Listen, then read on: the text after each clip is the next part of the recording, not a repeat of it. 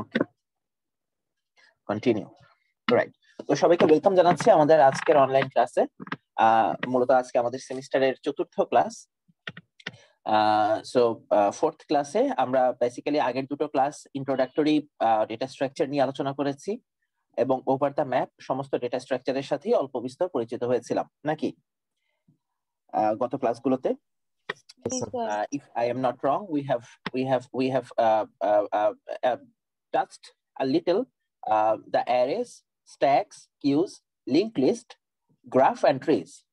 So all the possible linear and non-linear data structures we have covered, but not a very significant portion, but very insignificant amount of information that we have covered in the last class. So basically আজকের class থেকে particular কোন একটা data স্ট্রাকচারের ভিতরে যাব এবং আমরা গত ক্লাসে বলেছিলাম যে কোন একটা ডেটা স্ট্রাকচারকে যখন আমরা ইউজ করি, ডেটা স্ট্রাকচার যেহেতু ডেটার একটা ধারক এবং ডেটাকে প্যাটার্ন অনুযায়ী সাজানোর এবং ডেটাকে ম্যানিপুলেট করার জন্য একটা ব্যবস্থা। সো আলটিমেটলি কোন একটা অ্যালগোরিদম ব্যবহার করে কোন একটা ডেটা স্ট্রাকচারের ভিতরে ডেটাকে কিভাবে ইনসার্ট করা যায়, ডিলিট করা যায়, সার্চ করা যায়, সর্ট করা যায়, মার্জ করা যায়, সো আলটিমেটলি এই ইনফরমেশন গুলো বা এই অ্যাক্টিভিটি গুলো কিভাবে করা যায়,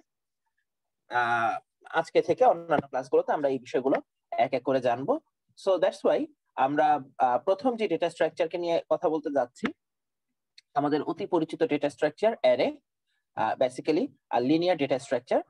তার মানে এখান থেকে তোমরা একটা আইডিয়া পেতে পারো যে সামনের কয়েকটা ক্লাসে অ্যাপার্ট ফ্রম অ্যারে অন্য কোনো ডেটা স্ট্রাকচার নিয়ে যখন আমি কথা বলবো, আমরা লিনিয়ার ডেটা স্ট্রাকচার গুলোকে ফার্স্টে চেক করব যে লিনিয়ার ডেটা স্ট্রাকচার গুলো কিভাবে কাজ করে। এরপরে হয়তো আফটার মিড আমরা নন লিনিয়ার ডেটা স্ট্রাকচার গুলোর প্যাটার্ন গুলো, অ্যাক্টিভিটি গুলো নিয়ে আলোচনা করতে পারি।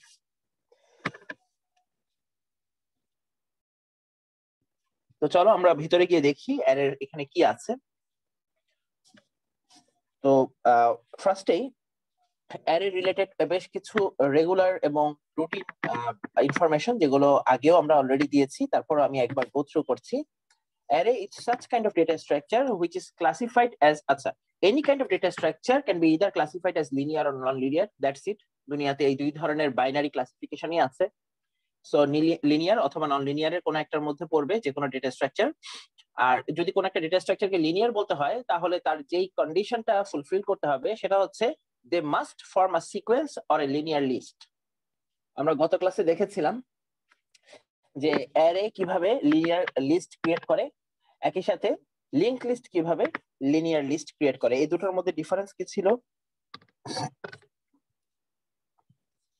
দুজনেই লিনিয়ার লিস্ট ক্রিয়েট করতো, বাট দুজনের মধ্যে ডিফারেন্স কি ছিল অ্যারে এবং লিংক লিস্টের মধ্যে? অ্যারে ছিল সিকোয়েন্স অনুযায়ী চলতো, আর লিংক লিস্টে হচ্ছে স্যার আমরা যেখানে ইচ্ছা সেখানে অ্যাড্রেস অনুযায়ী বসাইতে পারতাম।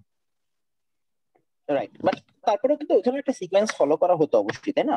কে আগে কে পরে সেটার অবশ্যই সিকোয়েন্স ছিল, তাই না ব্যাপারটা? জি sir. But continuous memory location follow করা হতো কি হতো না অ্যারেতে?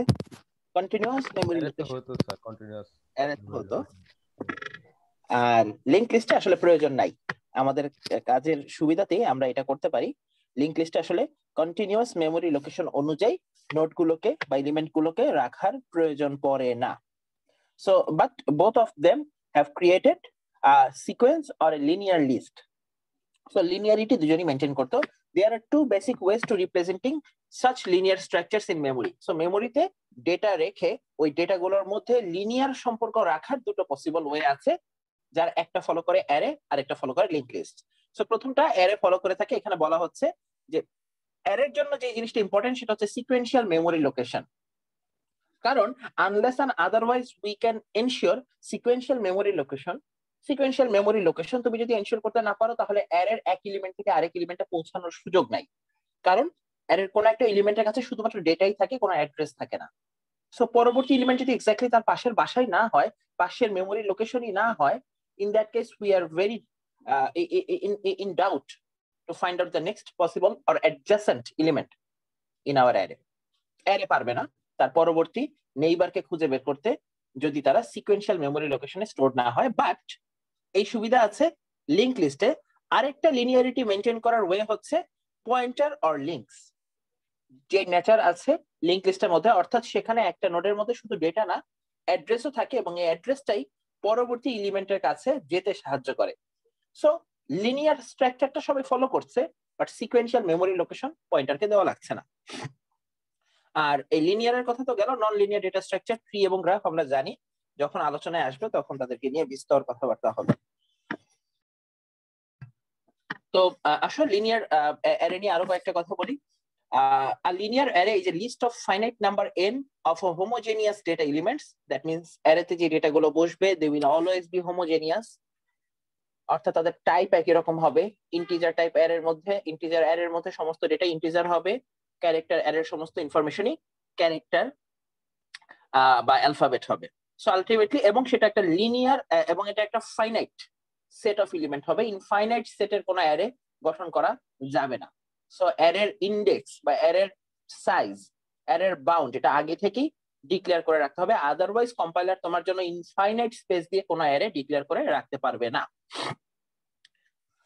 আচ্ছা, এখানে আরো দুই চারটা ইনফরমেশন দিয়ে নেই। The elements of the array are reference respectively by an index set. So অ্যারের প্রতিটা এলিমেন্টকে অ্যাক্সেস করতে চাইলে অবশ্যই আমাদেরকে ইন্ডেক্সের সাহায্য নিতে হবে। আচ্ছা, the elements of the array are stored respectively in successive memory locations, যেটা আমরা বললাম। হ্যাঁ, পাশাপাশি সজ্জিত মেমোরি লোকেশন গুলো ইউজ করে অ্যারের এলিমেন্ট গুলো স্টোর করা হয়ে থাকে।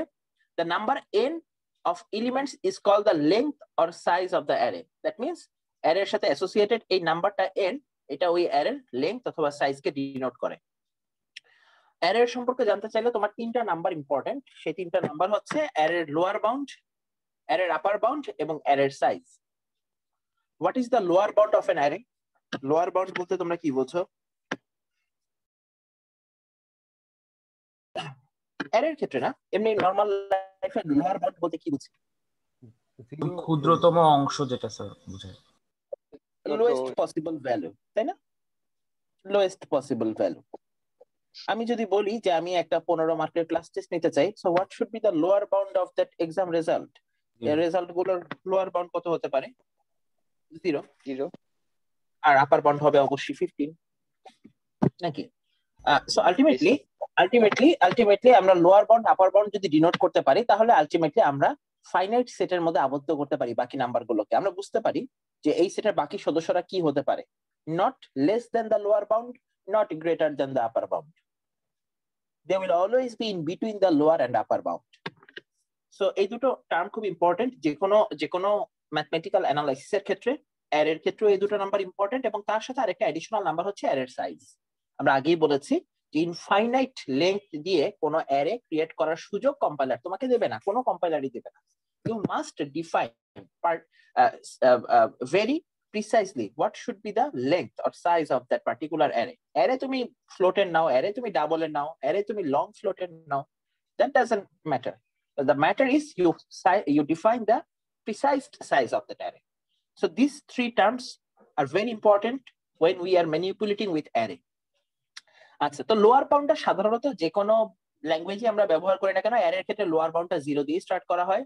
আপার বাউন্ডটা আমরা জানি, যদি অ্যারের সাইজ হয় n, তাহলে তার আপার বাউন্ড হয় n-1, as we are starting from 0, নাকি? ভেরি সিম্পল, আমরা এগুলো জানি। ওকে, সো আরেকটা ব্যাপার হচ্ছে, তুমি যদি লোয়ার বাউন্ড এবং আপার বাউন্ড জানো, তাহলে এই দুটো ইনফরমেশনের সাহায্যে তুমি থার্ড ইনফরমেশনটা অটো জেনারেট করতে পারবে। সূত্র হচ্ছে এটা, আপার bound minus lower bound plus 1। That means তোমার অ্যারের লোয়ার বাউন্ড সাধারণত আমরা যদি 0 ধরি, আপার বাউন্ড যদি হয় n-1, সূত্রে তুমি তার সাথে 1 যোগ করো, তুমি অ্যারের সাইজ পেয়ে যাবে n-1 minus lower bound 0 plus 1. That means it gives us n. So ultimately এই ফর্মুলাটা মনে রাখাটা খুব জরুরি। আপার বাউন্ড এবং লোয়ার বাউন্ডের সম্পর্কের উপর ভিত্তি করে কিভাবে অ্যারের সাইজ ডিটারমাইন করা যায়, পরীক্ষায় এরকম প্রশ্ন আসে। আপার bound minus lower bound plus 1, এবং এক্সাম্পলটা হচ্ছে এরকম, আমাদের নরমাল অ্যারের ক্ষেত্রে আপার বাউন্ড মাইনাস তার lower bound plus 1, it gives us the array size or length of array n. Sir যদি আপার বাউন্ড 15 হতো তাহলে কি এখানে সাইজটাও 15 হতো? সরি আরেকবার একটু, আপার বাউন্ড যদি 15 হতো, জি স্যার, 15 মাইনাস লোয়ার বাউন্ড 15 হলে আপার বাউন্ড যদি 15 হতো তাহলে আলটিমেটলি খেয়াল করে দেখো লোয়ার বাউন্ড হতো 0 plus 1 that means 16। That means তোমার কোন একটা অ্যারে যার আপার বাউন্ড বা ফাইনাল ইন্ডেক্সের ভ্যালু 15 স্টার্ট হয়েছে 0 থেকে 100% শিওর এখানে টোটাল এলিমেন্ট থাকবে কতগুলো? 16টা। স্যার লোয়ার বাউন্ডটা মাইনাস করার কি কোনো প্রয়োজন ছিল স্যার? এখানে জিরো তো।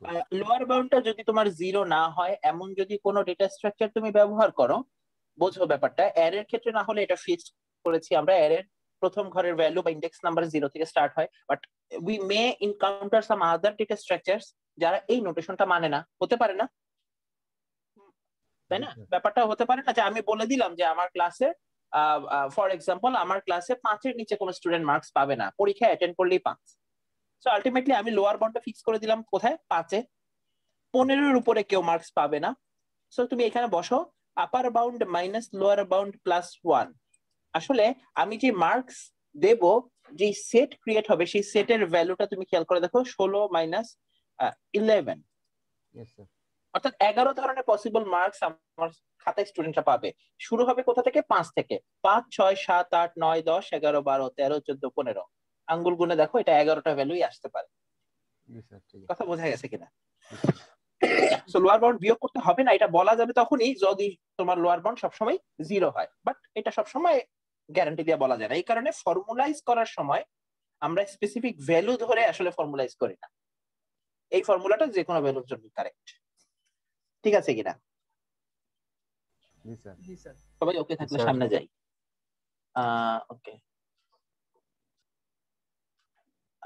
ওকে, এটা কি হচ্ছে? অ্যানোটেট স্লাইডে একটা খুব মজার বিষয় হচ্ছে, খুব সুন্দর অ্যানোটেশন করা যায়, আর অ্যানোটেশন পরে আবার মুছতে হয়, এটা একটু কষ্ট নাকি? স্লাইডে অ্যানোটেশনটা ভালোই লাগে, বোর্ডে লিখলে যা করা যায় এখানে তাই করা যাচ্ছে। আচ্ছা, তো মোটামুটি এই ইনফরমেশনটা ইম্পর্টেন্ট ছিল। আর অ্যারের ক্ষেত্রে আমরা জানি যে সাবস্ক্রিপ্ট ব্যবহার করে সাবস্ক্রিপ্ট ভেরিয়েবল, আমরা গতদিন বলেছিলাম যে অ্যারের নাম এবং তার সাথে ইন্ডেক্স নাম্বারকে ইউজ করলে যে ভেরিয়েবলটার নাম দেওয়া হয় সেটা আসলে বলা হয়ে থাকে সাবস্ক্রিপ্ট ভেরিয়েবল। অর্থাৎ একটা সাবস্ক্রিপ্ট ব্যবহার করে অ্যারের একটা এলিমেন্টকে যদি আমি এক্সপ্রেস করতে চাই, that is nothing but a single variable. অর্থাৎ কোন একটা ইন্টিজার অ্যারের থেকে তুমি যদি ইন্টিজার অ্যারের কোন একটা এলিমেন্টকে বের করে নিয়ে আসো, সেটা আসলে বেসিক্যালি একটা ইন্টিজার ডেটা 4 বাইটের, এবং এটাকে সাবস্ক্রিপ্ট ভেরিয়েবল বলা যেতে পারে। নিচে এই কথাটাই উল্লেখ করা আছে। So ultimately these are some common rules about arrays, common notations about arrays that we were familiar with. হ্যাঁ, সো আমি আর এই লিনিয়ার অ্যারে খুব বেশি ডিটেইলসে যাচ্ছি না। অ্যারে দেখতে এরকম হবে, কন্টিনিউয়াস মেমরি ব্লক, কোনো একটা এলিমেন্টের কাছে অন্যজনের অ্যাড্রেস জানা থাকবে না, বাট সুবিধা হচ্ছে এই বিল্ডিং ব্লকে কোনো এলিমেন্টের মাঝখানে এক্সেস কোনো গ্যাপও থাকবে না। সো কন্টিনিউয়াস ব্লক দিয়ে দিয়ে মেমরি তাদেরকে প্লেসমেন্ট ঘটাবে।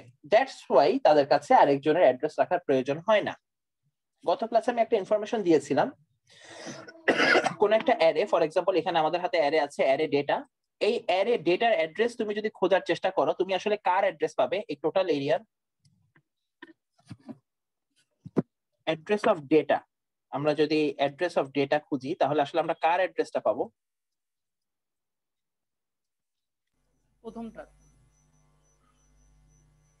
প্রথম এলিমেন্টের অ্যাড্রেস নাকি না লাস্ট এলিমেন্টের না মাঝখানের এলিমেন্টের?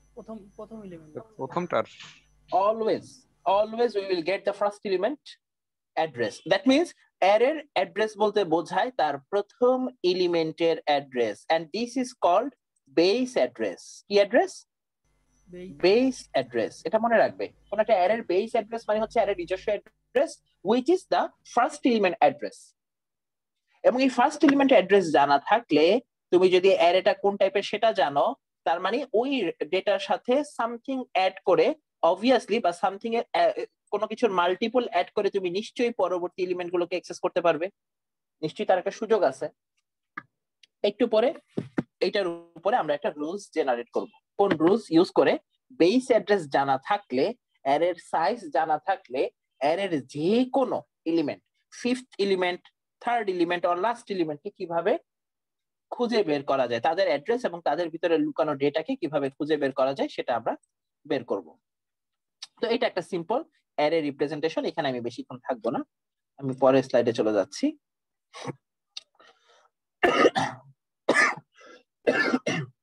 সরি, তো লিনিয়ার অ্যারের একটা এক্সাম্পল দেওয়া হয়েছে এরকম। মনে করো একটা অটোমোবাইল কোম্পানি আছে, ফর এক্সাম্পল ইয়ামাহা, খুব সুন্দর কোম্পানি। ইয়ামাহা কোম্পানি তারা একটা রেকর্ড রাখতে চায়। কিরকম একটা রেকর্ড তারা রাখতে চায়? তারা জানতে চায় 1932 সালে তাদের কোম্পানি যাত্রা শুরু করেছে, আর ফর এক্সাম্পল এখন 1984 সাল, বা 1984 সালে কোম্পানিটা বন্ধ হয়ে গেছে। তো এই প্রতি সালে তাদের কতগুলো করে মোটরসাইকেল বিক্রি হয়েছে সেই ইনফরমেশনটা তারা কোথায় রাখতে চায়? একটা সিঙ্গেল লিনিয়ার অ্যারেতে রাখতে চায়। কথা বুঝছো? তো তুমি প্রোগ্রামার, তোমাকে বলা হলো যে ভাই তুমি এরকম একটা ডেটা স্ট্রাকচার আমাকে দাও যাতে আমি এই ইনফরমেশনটা খুব সহজেই রাখতে পারি এবং পরবর্তীতে এখান থেকে প্রয়োজন বোধে ডেটা বের করে নিয়ে আসতে পারি। Which data structure will you use? সিম্পলের মধ্যে আমরা কি করতে পারি তাদেরকে হেল্প করার জন্য? অ্যারের সাহায্য নিতে পারি কিনা? জি sir. Because we know that he has given us the, যদিও সে বলেছে তার কোম্পানি কবে যাত্রা শুরু করেছে আর কবে বন্ধ হয়ে গেছে, এই দুটো ইনফরমেশন বেসিক্যালি আমার জন্য লোয়ার বাউন্ড এবং আপার বাউন্ড, তাই না? এই 1932 থেকে 1984 মধ্যে প্রতিটা সালেই তো একটা করে ডেটা ইনসার্ট হবে। তাহলে আমরা দেখতে পারি যে আসলে প্রতি সালে কতগুলো করে গাড়ি বিক্রি করেছে এই কোম্পানিটা, এটা জানার জন্য যেই সাইজের অ্যারেটা আমার প্রয়োজন তার সাইজটা আমি বের করব কিভাবে? এই দুই ভ্যালুকে লোয়ার বাউন্ড এবং আপার বাউন্ড ধরে নিয়ে। সেখানে এটাই করা হয়েছে যে আমি যদি একটা অ্যারে ডিক্লেয়ার করি, তার সাইজটা যদি প্রথমে আমার কাছে অজানাও থাকে কে, আমি এখন লোয়ার বাউন্ড এবং আপার বাউন্ডের হেল্প নিব। লোয়ার বাউন্ড হিসেবে ইউজ করবো 1932, কারণ এই সালেই প্রথম তার কোনো গাড়ি বিক্রি হওয়া শুরু হয়েছে। এরপরে গাড়ি বিক্রি হওয়া শেষ হয়েছে 1984-তে। খেয়াল করে দেখো আগের কোশ্চেনে অ্যান্সার, মানে রিয়েল লাইফ প্রবলেম সলভ করার ক্ষেত্রে সবসময় যে তোমার লোয়ার বাউন্ড আপার বাউন্ড ওই যে অ্যারের ক্ষেত্রে মতো হবে তা তো না। এই দুই লোয়ার বাউন্ড এবং আপার বাউন্ড ব্যবহার করে আমরা কি করছি? অ্যারের লেংথটা বের করে ফেলছি। It should be 53 including 1932 and 1984, excluding না, ইনক্লুডিং সেট। এবং এই দুটো সহ এদের মধ্যবর্তী বছর আছে টোটাল 53টা। তার মানে এই প্রতি সালে কতগুলো গাড়ি বিক্রি হয়েছে দেখার জন্য আমাকে কত সাইজের একটা অ্যারে লাগবে? 53 সাইজের একটা অ্যারে লাগবে, যার ইন্ডেক্স নাম্বার, এখন তুমি ইন্ডেক্স 0 থেকে 52 দাও, এটা কোনো সমস্যা না।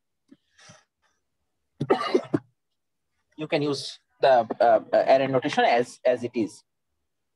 So এটা একটা প্র্যাকটিক্যাল এক্সাম্পল যে অ্যারে লেংথ আমরা চাইলে এরকম প্র্যাকটিক্যাল প্রবলেম থেকে লোয়ার বাউন্ড আপার বাউন্ড কে এক্সট্রাক্ট করে আমরা অ্যারে লেংথ ডিফাইন করে নিতে পারি। ঠিক আছে, সবাই ওকে কিনা? সামনে যাবো? জি স্যার।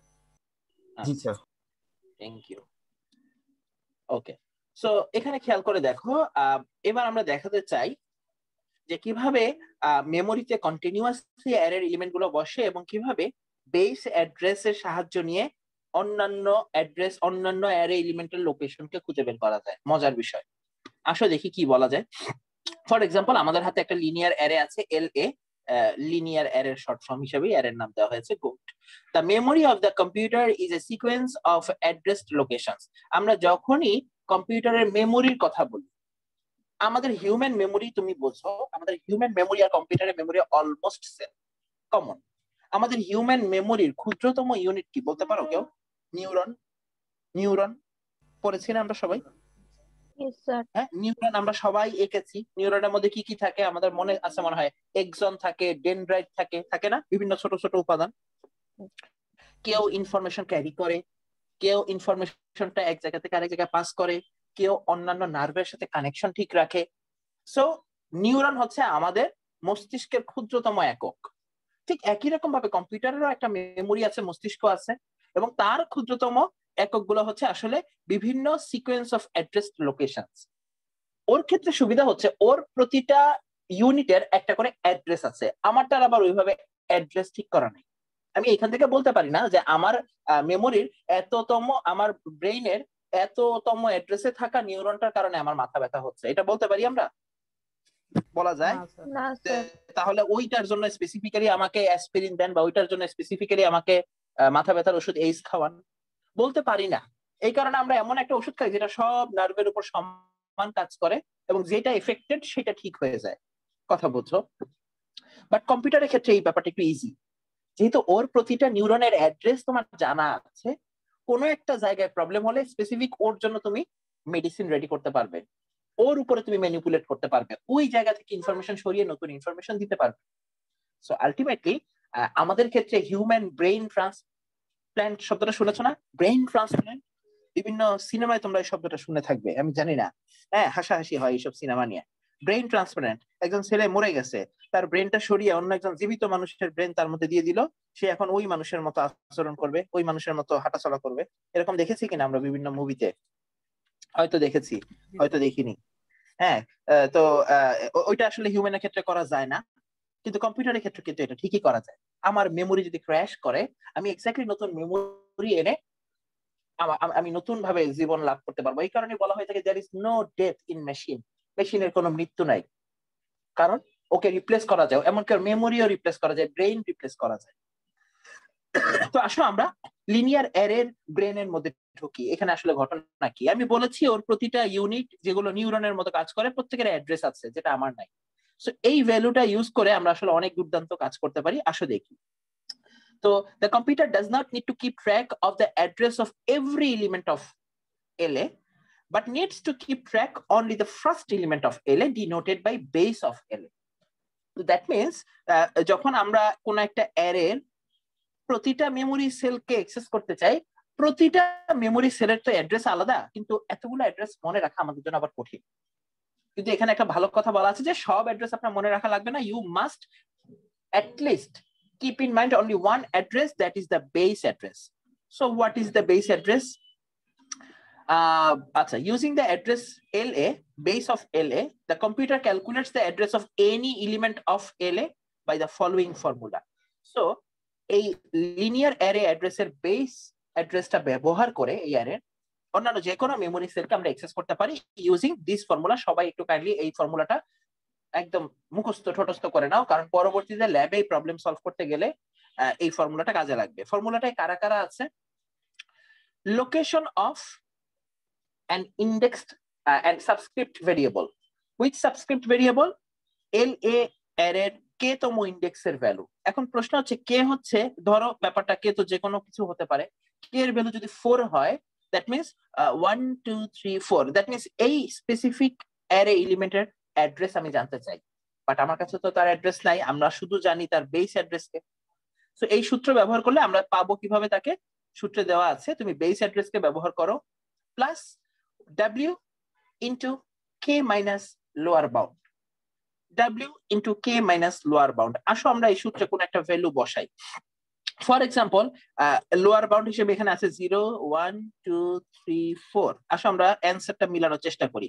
আমি লোকেশন অফ LA4 ব্যবহার করতে চাই। So location of linear address অ্যারের কততম ভ্যালুকে বের করতে চাই?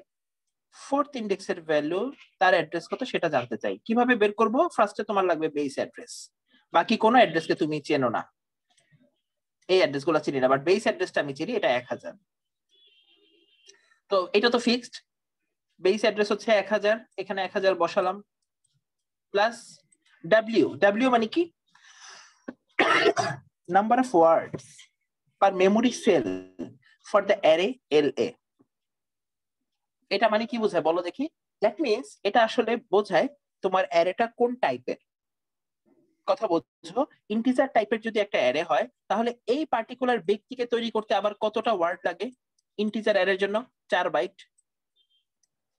যদি এটা ফ্লোট হতো তাহলে লাগতো 8 বাইট, ক্যারেক্টার হলে লাগতো 1 বাইট, নাকি ব্যাপারটা? মানে ওকে আবার ক্ষুদ্রতম অংশে ভাগ করা যায়। আমরা আসলে এক একটা ওয়ার্ড বলতে বুঝি এক এক বাইটকে। সো আলটিমেটলি এখানে w এর ভ্যালুটা হচ্ছে number of words per memory cell for array LA, অর্থাৎ এই জায়গায় তুমি বসাবে তোমার অ্যারের টাইপের উপর বেস করে ওই অ্যারের প্রতিটা এলিমেন্ট কতটুকু জায়গা নিতে পারে। যদি এটা ইন্টিজার টাইপের অ্যারে হয়, ফর এক্সাম্পল আমি একটা ইন্টিজার অ্যারের কথা বলছি, that means the value of w will be 4 byte or 4 word. এরপরে k minus lower bound, k হিসেবে আমার দরকার 4, কারণ আমি k তম ইন্ডেক্সের ভ্যালু বের করতে যাচ্ছি, লোয়ার বাউন্ড হচ্ছে 0। সো অ্যানসারটা দেখো 1000 প্লাস 4 ইনটু 4 minus 0 হচ্ছে 4, that means 4 into 4 60, that means the memory location will be 1060. So ultimately যদি এটা ইন্টিজার ভ্যালু হয়, খেয়াল করে দেখো ইন্টিজারের জন্য কিন্তু এই 0 1 2 3 4 এখানে আসলে হিসাবটা ওইভাবে করলে ভুল হলো। এই পরিমাণ জায়গা থাকবে একটা ইন্টিজারের জন্য। এটা আসলে যেভাবে হিসাব করেছে ক্যারেক্টারের জন্য দেখালে আমার জন্য বেটার হতো। যদি ক্যারেক্টার হতো তাহলে এখানে তো এক বিলি কাজ চলতো। 1 minus 0 1, 4 into 1 হচ্ছে 4, সো 1004 নাম্বার ঘরে আমার পরবর্তী চতুর্থ ব্যক্তিকে আমি খুঁজে পেতাম। বাট ইন্টিজারের ক্ষেত্রে ব্যাপার ভিন্ন। ইন্টিজারের ক্ষেত্রে প্রত্যেকটা যদি সিঙ্গেল বাইট ধরো তাহলে 4 বাইট পরিমাণ জায়গা যাবে প্রথম এলিমেন্টকে রাখতে, এরপরে 1004 থেকে শুরু করে 1007 পর্যন্ত জায়গা নিবে আরেকজন। সো এভাবে ডেটাগুলোকে সুসজ্জিত করার অবস্থান আছে। এখানে প্রত্যেকটা সিঙ্গেল বাইটকে ভাগ করে করে দেখাচ্ছে। সো ইন্টিজারের জন্য তো 4 বাইট নিয়ে আমার আসলে একটা ইন্টিজারকে জায়গা দেওয়া হবে, এরপরে 4 বাইট নিয়ে আমি অন্য ইন্টিজারকে রাখতে পারবো। সূত্র হবে সব সময়ের জন্য এটা। সূত্রটা আমরা সবাই বুঝতে পারছি কিনা? How a particular location's address can be traced from using the base address. খেয়াল করে দেখো এই বেস অ্যাড্রেস ছাড়া তোমার নতুন করে জানার আর কিছু নাই। লোয়ার বাউন্ড তোমার জানা, যেই অ্যারের ইন্ডেক্সের ভ্যালু তুমি জানতে চাও সেটা তো তুমি অবশ্যই জানো, আর তার সাথে সাথে ওয়ার্ডের লেংথ তোমার জানা থাকতে হবে, যেটা অবভিয়াসলি আমরা জানি। ইন্টিজার, ফ্লোট, ডাবল ক্যারেক্টারের জন্য কি পরিমাণ ওয়ার্ড লেংথ সেটা আমরা জানি, কোনটার জন্য কত বাইট করে মেমরি প্রয়োজন হয়। স্যার জানার ভিতরে আমাদের হচ্ছে বেস অ্যাড্রেসটা জানতে হবে, লোকেশন অ্যাড্রেসটা জানতে হবে। দিলার কথাটা স্পষ্ট শুনতে পাইনি, আরেকবার একটু বলো তো। স্যার আমাদের এটা যদি অ্যাপ্লাই করতে যায়, ধরেন আমরা এখন লোকেশন অ্যাড্রেস বের করছি, তাহলে তো আমার বেস অ্যাড্রেসটা আমার জানা লাগছে। আবার যদি আমি বেস অ্যাড্রেস বের করি তাহলে আমার লোকেশন অ্যাড্রেসটা, বেস অ্যাড্রেসটা অবশ্যই জানা লাগছে। এই বেস অ্যাড্রেস জানা না থাকলে, তবে খেয়াল করে দেখো বেস অ্যাড্রেস জানতে গেলে কিন্তু আসলে এই অ্যারের ভেতরে ঢোকা লাগে না, তাই না? এই অ্যারের অ্যাড্রেস ধরে কল করলেই এই বেস অ্যাড্রেসটা অলরেডি চলে আসে, তাই না? ব্যাপারটা অ্যাটলিস্ট বেস অ্যাড্রেসটা জানাটা খুব কঠিন কিছু না। ইন্টারমিডিয়েট সেলগুলোর অ্যাড্রেস জানাটা কিন্তু ডিফিকাল্ট। ইন্টারমিডিয়েট এলিমেন্ট গুলো কোথায় কে বসে আছে সেটা বোঝা ডিফিকাল্ট। বেস অ্যাড্রেসটা মানে আমরা এখানে ধরেই নিচ্ছি যে বেস অ্যাড্রেসটা তোমাকে জানিয়ে দেওয়া হবে। যদি বেস অ্যাড্রেসটা জানানো হয় তার মানে অ্যারের অ্যাটলিস্ট প্রথম এলিমেন্টের অ্যাড্রেস তোমাকে জানিয়ে দেওয়া হবে। এরপরে অন্য যে কোনো কে তম এলিমেন্টের অ্যাড্রেস বের করার জন্য you can apply this formula. এখানে কে এর ভ্যালু যদি 1 হয়, অর্থাৎ প্রথম এলিমেন্টের ভ্যালু তুমি বের করতে চাও, তার জন্য আসলে তোমার এই কষ্ট করার কোনো দরকার নাই। তুমি খেয়াল করে দেখো, তুমি চাও অ্যারের প্রথম অ্যারের, তুমি যদি ফার্স্ট এলিমেন্টের অ্যাড্রেস বের করতে চাও, এটা বেসিক্যালি তোমাকে কি দিবে খেয়াল করে দেখো তো, বেস অ্যাড্রেসটাই দিবে। কারণ ওয়ার্ড কাউন্ট যাই হোক না কেন, তোমার প্রথম এলিমেন্ট বের করতে চাও কে এর ভ্যালু 1, আর তোমার লোয়ার বাউন্ডও 1। আমি অ্যারের জেনারেল নোটেশন ধরছি, 0 না। 0 ধরলে কিন্তু এই কে এর ভ্যালু 0 হবে আর লোয়ার বাউন্ডও 0 হবে। সো আমি এখানে 1 - 1 দিচ্ছি 0, দ্যাট মিন্স এই পুরো পাশের অংশটা 0 হয়ে যাবে। আলটিমেটলি এই বেস অ্যাড্রেসটাই তোমার তার লোকেশন ক্যারি করে দিবে। That means at least base অ্যাড্রেসটা যদি তোমাকে কেউ জানিয়ে রাখে, you can start your calculation. Delowar বোঝা গেছে কিনা ঘটনা? জি স্যার। ওকে, সো আমরা এই সূত্রটা একটু মনে রাখবো, যাতে পরবর্তীতে যে কোনো সময় আমরা চাইলে সি প্রোগ্রাম করে ল্যাবে অথবা বাসায় প্র্যাকটিস করতে পারি।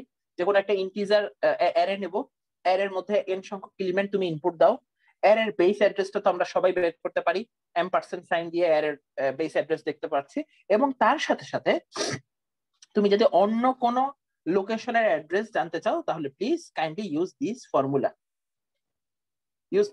এই ফর্মুলা বের করলে বেস অ্যাড্রেসের সাথে কিছু পরিমাণ ভ্যালু অ্যাড হবে এবং সেই লোকেশনে তোমাকে পৌঁছে দেবে এবং সেই অ্যাড্রেসটা তোমাকে রিটার্ন করে দিবে। চাইলে তোমরা চেক করে দেখতে পারো এন সাইজের একটা অ্যারে লাস্ট এলিমেন্ট, তার সেকেন্ড লাস্ট এলিমেন্ট, এমন করে প্রতিটা এলিমেন্টের অ্যাড্রেস তুমি চাইলে প্রিন্ট করে দেখতে পারো এবং তুমি দেখবে যে আসলে প্রত্যেকটা অ্যাড্রেস থেকে আরেকটা অ্যাড্রেসের দূরত্ব কতটুকু, এই ডাব্লিউ পরিমাণ। যদি সেটা ফ্লোট হয় তাহলে 8 বাইটের গ্যাপ থাকবে, ক্যারেক্টার হলে 1 বাইটের গ্যাপ থাকবে, ইন্টিজার হলে 4 বাইটের গ্যাপ থাকবে, যেটা স্বাভাবিক। That's it. ওকে, সো এখানে এই যে অঙ্ক করেই দেখিয়ে দিয়েছে, যেহেতু আমরা ওই যে একটু আগে যে প্রবলেমটার কথা বলছিলাম, অটোমোবাইল কোম্পানি এত সাল থেকে এত সালের মধ্যে কতগুলো গাড়ি রাখতে চাচ্ছে সেটা তারা জানতে চায়। দেখো এটা যেহেতু ইন্টিজার, তার মানে 4টা মেমোরি সেল ব্যবহার করে একটা ইনফরমেশন রাখা যাবে এখানে। তার মানে প্রতিটা মেমোরি অ্যাড্রেস 1 বাইট বা 1 ওয়ার্ডের সমান গুরুত্ব রাখে। ইন্টিজারের ক্ষেত্রে আমি ওই সূত্রে বসাবো 4, ডাব্লিউ ভ্যালু বসাবো 4, এবং বসালে তুমি খেয়াল করে দেখবে যে ঘটনা আসলে কি ঘটে। এখানে অ্যারের আপার লোয়ার সরি অ্যারের বেস অ্যাড্রেস হচ্ছে 200, বেস অ্যাড্রেস হচ্ছে 200, ওয়ার্ড লেন্থ হচ্ছে 4 words per memory cell, 4 words per memory cell for auto, যেহেতু ইন্টিজার ডেটাকে আমরা সংরক্ষণ করছি। তাহলে প্রথম এলিমেন্টের অ্যাড্রেস হবে 200, অ্যারের ফার্স্ট এলিমেন্ট, এর পরবর্তী গুলো তার থেকে এক্স্যাক্টলি 4 বাইট পরিমাণ গ্যাপ দিয়ে পাওয়া যাবে।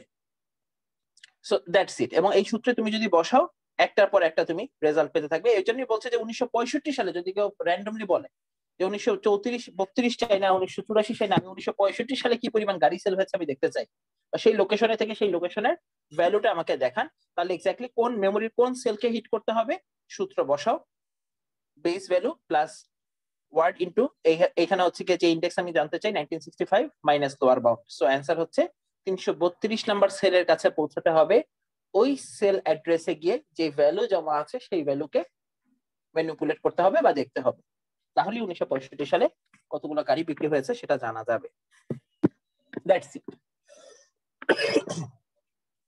ওকে, এবার আসি খুব ইম্পর্টেন্ট বাট ইজি একটা টার্মে, অ্যারেতে ডেটা কিভাবে আমরা ইনসার্ট করব এবং ডিলিট করব। খুব ইজি কাজ। মনে করো তোমার সামনে একটা ইনসার্ট বলতে কি বোঝায়, অ্যারেতে নতুন একটা আইটেম অ্যাড করা। ডিলিট বলতে বোঝায় এক্সিস্টিং কোন একটা আইটেমকে অ্যারে থেকে রিমুভ করে দেওয়া। তার মানে অ্যারেতে ডেটা ইনসার্ট করা মানে অ্যারের সাইজ কিন্তু বেড়ে যাবে, অ্যারেতে ডেটা রিমুভ করা মানে অ্যারের সাইজ ডিক্রিজড হবে, অ্যারেটা এক্সপ্যান্ড হবে অথবা শ্রিঙ্ক হবে। তো কাজটা করা হয় কিভাবে, এখানে একটা ইনসার্ট এবং একটা ডিলিট অপারেশন করে দেখানো হয়েছে ঘটনা কি ঘটবে। তো ইনসার্শনের ক্ষেত্রে ঘটনাটা দেখো, ফর এক্সাম্পল ইনিশিয়ালি আমার অ্যারের অবস্থা ছিল এরকম, অ্যারেতে 4টা নাম সংরক্ষণ করা ছিল, আমি ক্লাসে আরেকটা নাম ইনক্লুড করতে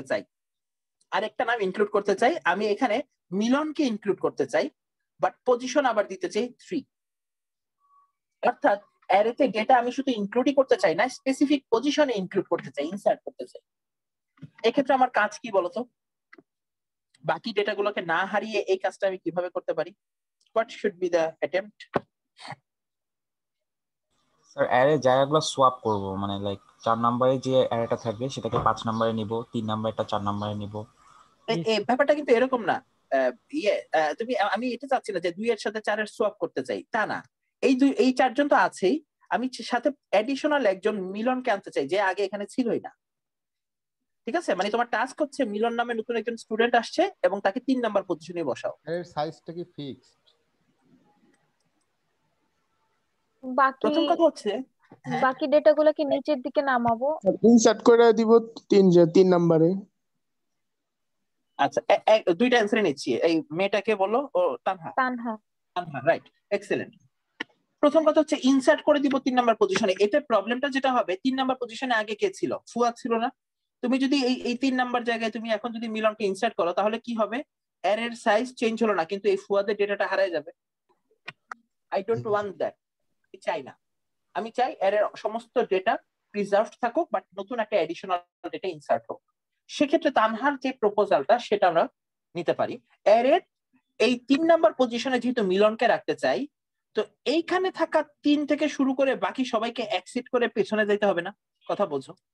3 ব্যক্তি যদি 4-এ চলে আসে, 4 ব্যক্তি যদি 5-এ চলে আসে, তাহলে কি 3 নাম্বার পজিশনটা ফাঁকা হয়ে থাকে না?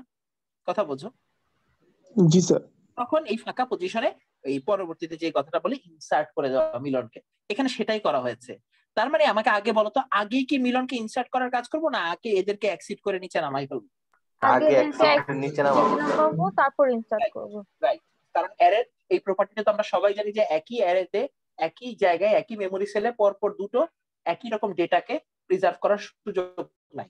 নতুন ডেটা ইনসার্ট করলে প্রিভিয়াস ডেটা কিন্তু অবশ্যই হারিয়ে যাবে। দ্যাটস ওয়াই আমরা আগে কি করব, অ্যারের যেই পজিশনে আমরা ডেটা ইনসার্ট করতে চাই সেই পজিশন থেকে শুরু করে অ্যারের সর্বশেষ ঘরে ডেটাগুলোকে আমরা এক ঘর করে সরাই ফেলবো। সো আলটিমেটলি আমরা 3-এর ডেটাকে আনবো 4-এ, 4-এর ডেটাকে আনবো 5-এ, অটোমেটিক্যালি অ্যারের 3 নাম্বার ঘর খালি হবে এবং সেখানে মিলনকে আমরা প্লেস করে দিব। So after the insertion the array will look like exactly that.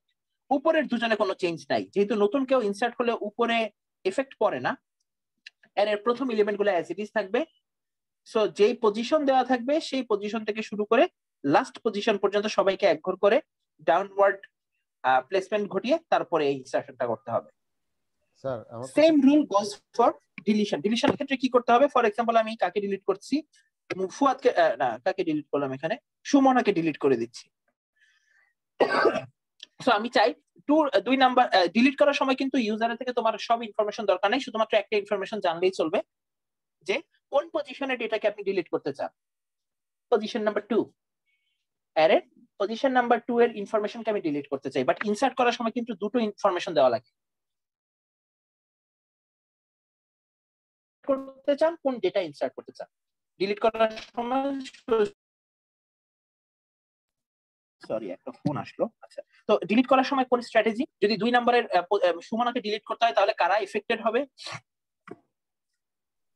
নিচের গুলা একই রকম নিচে যারা আছে তারা নাম্বারটা 2 নম্বরে আসবে এভাবে নাকি? রাইট, নিচে যারা আছে তাদেরকে কি আরো নিচে পাঠাবো না এক ঘর করে উপরে উঠে দিব? এক ঘর করে তারা একদম উপরে উপরে উঠে যাবে। এক ঘর করে উপরে পাঠিয়ে দেবো। এবং মজার ব্যাপার হচ্ছে এক্ষেত্রে কিন্তু তোমার কোনো ডেটা প্রিজার্ভ করার দরকার নাই, অটোমেটিক্যালি তুমি যদি 3-এর মিলনকে উপরে বসাও তাহলে সুমনা ডিলিট হয়ে কি হয়ে যাবে, মিলন চলে আসবে। আর 4-এর ব্যক্তিকে যদি 3-এ আনো তাহলে অলরেডি ফুয়াদ এসে এখানে যে মিলন বসেছিল সেই মিলনকে রিপ্লেস করে ফুয়াদ চলে আসবে।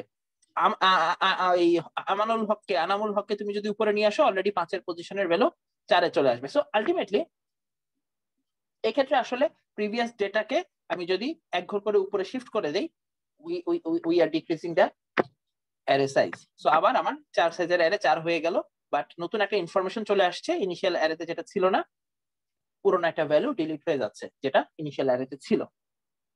এই স্ট্র্যাটেজি আমরা ফলো করবো। আসলে দেখি এটাকে কিভাবে অ্যালগরিদমিক ওয়েতে লেখা যায়। আমরা তো জাস্ট মুখে মুখে দেখলাম, এবার আমরা একটু অ্যালগরিদমিক অ্যাপ্রোচটা দেখি। যখন আমাদের কোড করতে হবে, what should we do? So ultimately অ্যালগরিদমটা খুব ডিটেইলড আমি বলার প্রয়োজন বোধ করছি না, অলরেডি তোমরা বুঝে ফেলছো। বাট এই অ্যালগরিদম কোন কোন ইনপুটের উপর বেস করে তৈরি হবে সেটা হচ্ছে আমাদের অ্যারেটা ইউজার থেকে ইনপুট নিতে হবে, অ্যারের সাইজ, অ্যারের কোন পজিশনে ডেটা ইনসার্ট করতে হবে সেই পজিশন, এবং কোন ডেটাকে ইনসার্ট করতে হবে সেই আইটেম। এটা ইনসার্শনের জন্য সুডো কোড লিখছি আমরা। সো আমরা তো আগেই বলেছি যে যখন আমরা অ্যালগরিদম লিখি তখন অ্যালগরিদমের দুটো পার্ট। প্রথম পার্টে আমরা আগে সহজভাবে বোঝানোর চেষ্টা করব কি করতে হবে, এরপরে পার্টে আমরা স্টেপ বাই স্টেপ ইটারেশন দেব। তো ইটারেশনটা তোমরা খেয়াল করে দেখো, আমরা যেটা করছি, আমরা প্রথমে একটা কাউন্টার ফলো করছি যেটার ভ্যালু হবে n, অর্থাৎ the last index of that array. যখন আমরা সুডো কোড লিখি অবশ্যই তখন মনে রাখবে অ্যারের লোয়ার বাউন্ড ধরা হয় 1, আপার বাউন্ড ধরা হয় n। ঠিক আছে, এটা আমরা সি প্রোগ্রামিং এর কনসেপ্টে ইউজ করিনি। লোয়ার বাউন্ড 1, আপার বাউন্ড n। সো আলটিমেটলি এই কারণে আমরা কি করেছি, আমরা একটা লুপ চালানোর জন্য ইনিশিয়ালি লুপ কন্ট্রোল একটা ভেরিয়েবল ডিক্লেয়ার করেছি যে, এবং যে কে ইনিশিয়ালাইজ করেছি কত দিয়ে, অ্যারের একদম লাস্ট পজিশনে নিয়ে দাঁড় করিয়েছি। এখান থেকে আমরা হেঁটে যাব কোন পর্যন্ত বলো দেখি? কে পর্যন্ত। কে পর্যন্ত হেঁটে যাব এবং প্রতিটা এলিমেন্টকে এক ধাপ করে নিচে টেনে নামিয়ে নিয়ে আসবো। অর্থাৎ n এ থাকা এলিমেন্টকে পাঠিয়ে দিব কোথায় বলো দেখি? n+1 এ। n এর আগের ভ্যালুটা কি? n-1 না? একে বসাবো কোথায়? n এ। তার মানে বোঝো ব্যাপারটা, এভাবে তুমি চলবে কোন পর্যন্ত? কে পর্যন্ত, যেই পজিশনে ইনসার্ট করতে হবে। তার মানে কে ডেটা চলে যাবে, মিস্টার কে ডেটা চলে যাবে নিশ্চয়ই k-1 এ, সরি k+1 এ। তার মানে কে পজিশনটা ফাঁকা হয়ে যাবে। অ্যারের সাইজ অলরেডি তুমি এক বাড়িয়ে নিয়েছো, সর্বশেষে থাকা n চলে গেছে n+1 এ। তার মানে অ্যারের সাইজ এখন তোমার n+1। আর কে এর পজিশনটা এই লুপ ঘটানোর পরে কে এর পজিশনটা যখন ফাঁকা হয়ে যাবে তখন আমরা কে এর পজিশনে সুন্দরভাবে আমাদের আইটেমকে ইনসার্ট করে দিব।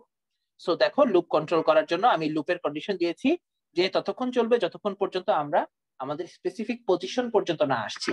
তো পজিশন পর্যন্ত আসলে প্রতিবার লুপের ইটারেশনে আমরা কি করব, আমরা অ্যারের নতুন একটা পজিশনে তার ঠিক আগের পজিশনে ডেটা ইনসার্ট করে দিব।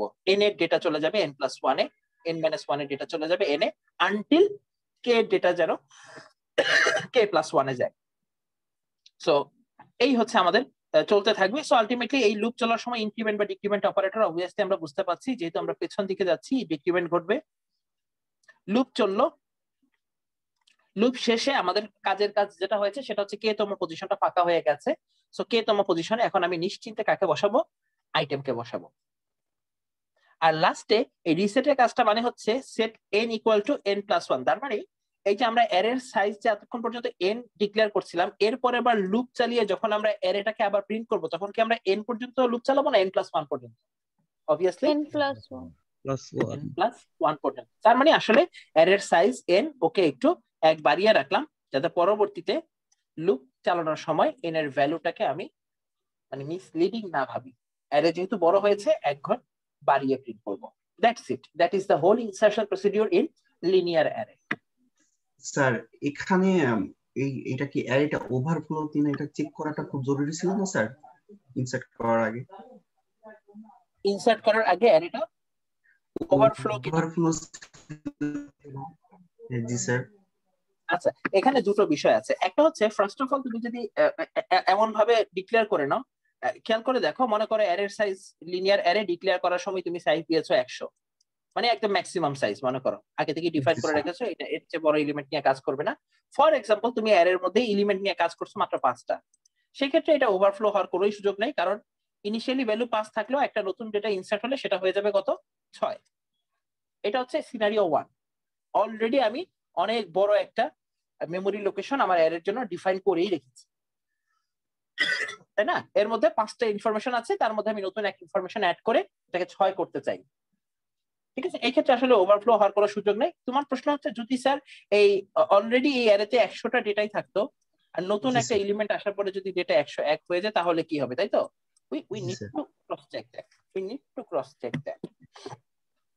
ঠিক আছে, বাট এই ধরনের সুডোকোড বা অ্যালগরিদম সাধারণত ওই বিষয়টাকে খুব একটা পাত্তা দেয় না, যে আসলে বেসিক্যালি যেহেতু কম্পাইলেশন টাইমে, রান টাইমে না, কম্পাইলেশন টাইমে আমরা অ্যারের সাইজটা ডিফাইন করে রাখতে পারি। we should define a size which fits our goal. আমাদের গোল কি? অ্যারেতে নতুন ডেটা ইনসার্ট করা। দ্যাট মিন্স আমি এমন একটা সাইজ অলরেডি আমার অ্যারের জন্য দিয়ে রাখবো যাতে আমার আসলে নির্দিষ্ট পরিমাণ ইনসার্শনের পরেও আমার ডেটা কি না হয়, ওভারফ্লো করে না। বারবার ফোন আসতেছে। ঠিক আছে, ব্যাপারটা বোঝা গেছে। আরেকটা ওয়ে আছে, এই যদি তোমার এক্ষেত্রে ডেটা ওভারফ্লো হয়, তোমরা খেয়াল করে দেখবে এই আমরা অনেক সময় দেখেছি, মনে করো অ্যারের তোমরা এটা রান করার সময় দেখেছো কিনা, মনে করো অ্যারের 0তম পজিশনে ডেটা আছে 1তম পজিশনে ডেটা আছে 2, এই হচ্ছে তোমার অ্যারের সাইজ 3। বাট তুমি যদি অ্যারের 4th পজিশনে কোনো একটা ডেটা রাখো, এটাকে কিন্তু মেমোরিতে প্রিন্ট করা যায়। তোমরা খেয়াল করে দেখেছো কিনা, মানে তোমরা যদি প্রিন্ট করো, it sometimes it doesn't give the wrong answer. তোমরা এটা করে দেখতে পারো, আমি এটা করে দেখেছি, ইট ওয়ার্কস ফাইন। আবার বলি এক্সাম্পলটা কি? হ্যাঁ রাইট, মানে এইটা অ্যারের কাজ করার সময় এটাকে স্ট্রিক্টলি প্রহিবিট করা আছে, যে আপনি অ্যারের জন্য বিল্ডিংটা তৈরি করেছেন এই সাইজে, অর্থাৎ এই বিল্ডিং এ কয়টা ইনফরমেশন রাখতে পারবেন আপনি? 4টা। বাট কোনো কারণে তুমি যদি এই এল নামক অ্যারের 1 2 3 4 5th পজিশনে একটা ডেটা রাখো এবং পরবর্তীতে তুমি যদি অ্যারেটাকে প্রিন্ট করে দেখো, in most of the cases এই ডেটাটা দেখায়, কিন্তু এটাকে আসলে কি করা হয় না, এন্টারটেইন করা হয় না, এটাকে এনকারেজ করা হয় না। বলা হয় যে যদি আপনার প্রয়োজন হতো আপনি আগে থেকে, যেহেতু অ্যারে ডাইনামিক্যালি ডেটা ওর সাইজ বাড়ানোর সুযোগ নাই, কম্পাইলেশন টাইমে ওর সাইজ বাড়াতে হবে, সো আপনি আগে থেকেই বিল্ডিংটাকে ওই সাইজের করে রাখেন, বড় করে রাখেন। কিছু জায়গা ফাঁকা থাকলো, কারণ অ্যারে তো একবার ডিক্লেয়ার করার পরে এই ডেটা ওকে এক্সপ্যান্ড করার সুযোগ আছে অ্যারেকে, এটা বোঝো। সো এই জন্য অ্যারে নিয়ে কাজ করতে গেলে এই বিষয়টা সবাইকে মেনটেন করতে বলা হয়।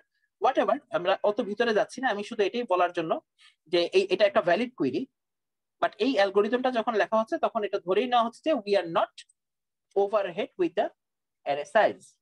পর্যাপ্ত অ্যারে সাইজ আমরা নিয়ে রেখেছি, এতে যদি 2-4টা ইনসার্ট ডিলিট হয় এটা অ্যারেকে খুব একটা ওভারফ্লো করে দিবে না। ঠিক আছে, প্রশ্ন করলো?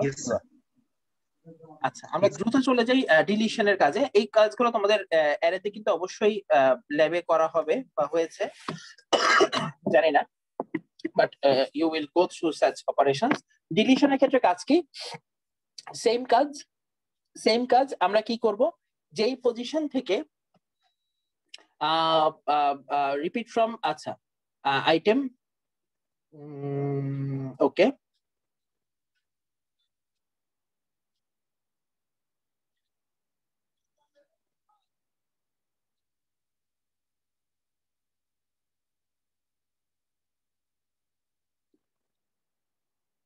ওকে।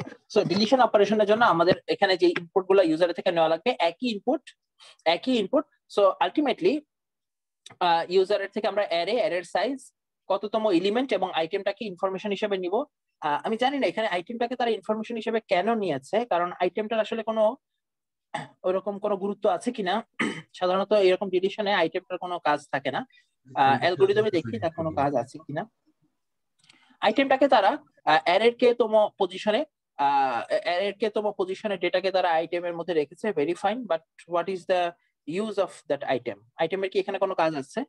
আইটেম ধরে কি কোনো ইটারেশন হচ্ছে? আসলে আমি একটু কনফিউজড। এইটাকে আসলে কমেন্ট করে দিলেও অ্যালগরিদম ঠিকঠাক মতো চলবে কিনা, আমার তো মনে হয় চলবে, ঠিক আছে। বাট কেন রাখছি জানো? বুঝলাম। এই ভ্যালুটাকে যদি পরবর্তীতে তুমি অ্যারে থেকে ফেলে দিচ্ছ, ঠিক আছে, দেখানোর খাতিরে অ্যারে থেকে ফেলে দিচ্ছি, বাট যদি পরবর্তীতে কোনো কাজে লাগে তাই আগে একটা ভেরিয়েবল স্টোর করে রাখছে। বাট অ্যারেটার সাইজ ছোট করে ফেলতে ওই ডেটাকে আর পরবর্তীতে মনে রাখার কোনো সুযোগ দরকার নাই। সো আলটিমেটলি আমাদের মেইন ডিলিশনের প্রসিডিউর আসলে স্টেপ 2 টু স্টেপ 4। কি করা হচ্ছে, যেই পজিশনের ডেটাকে ডিলিট করতে হবে সেখান থেকে আমি অ্যারের n-1 তম মানে n-1 তম পজিশন পর্যন্ত হাঁটবো। সো আলটিমেটলি খেয়াল করে দেখো, আমাদের এটা হচ্ছে 1, এটা হচ্ছে অ্যারের n। আমরা আলটিমেটলি ফর এক্সাম্পল মাঝখানের কোনো একটা এলিমেন্ট কে কে ডিলিট করতে চাই। তো আলটিমেটলি উপরের দিকের গুলোতে যেহেতু কোনো চেঞ্জ আসে না, তাই আমরা উপরের দিকে তাকাবো না। আমরা কে থেকে শুরু করে n এর আগ পর্যন্ত, অর্থাৎ যদি for example last value n হিসেবে এটা হয়, এটা হচ্ছে n-1, এই ঘর পর্যন্ত আমরা ইটারেশন চালাবো। কি করব, সবাইকে এক ঘর করে উপরে নিয়ে আসবো। খেয়াল করে দেখো, যে দিয়ে আমি এই ভ্যালুগুলোকে ইটারেট করছি এবং এই লাইনের মধ্যে তোমার কাজ লুকানো আছে। অ্যারের যে তম পজিশনের ভ্যালুটাকে রিপ্লেস করে দিতে হবে j+1 এর ভ্যালু দিয়ে। তার মানে পেছনের ডেটা দিয়ে সামনের ডেটাকে রিপ্লেস করে দেওয়া হোক। সো দ্যাট মিনস আমার প্রথম ভ্যালু হিসেবে কে, সেটা আপডেট হয়ে যাবে কোন ভ্যালু দিয়ে? j+1 বা k+1 দিয়ে। তার মানে এই পিছনের ভ্যালুটা চলে আসবে কে এর কাছে, তার পেছনের ভ্যালুটা চলে আসবে এই পজিশনে, লাস্টে n এর ভ্যালুটা চলে আসবে কোথায়? n-1 এ। তার মানে এই ভ্যালুটাকে তোমার আর মনে রাখা লাগছে না, এই পর্যন্ত তোমার এর মধ্যে তোমার অ্যারের সমস্ত ইনফরমেশন লুকানো থাকবে। এর মধ্যে হারিয়ে গেল কোন পজিশনটা? প্রথম যে ডেটাটা রিপ্লেস হলো k+1 এর ভ্যালুটা যখন কে তে চলে আসলো, কে ডেটাটা এখানে হারিয়ে যাওয়ার কথা ছিল, বাট এই ডেটাটা যেন না হারায় এই কারণে আইটেমের মধ্যে ফার্স্টে ওকে স্টোর করে রাখছে যদি কোনো কাজে লাগে।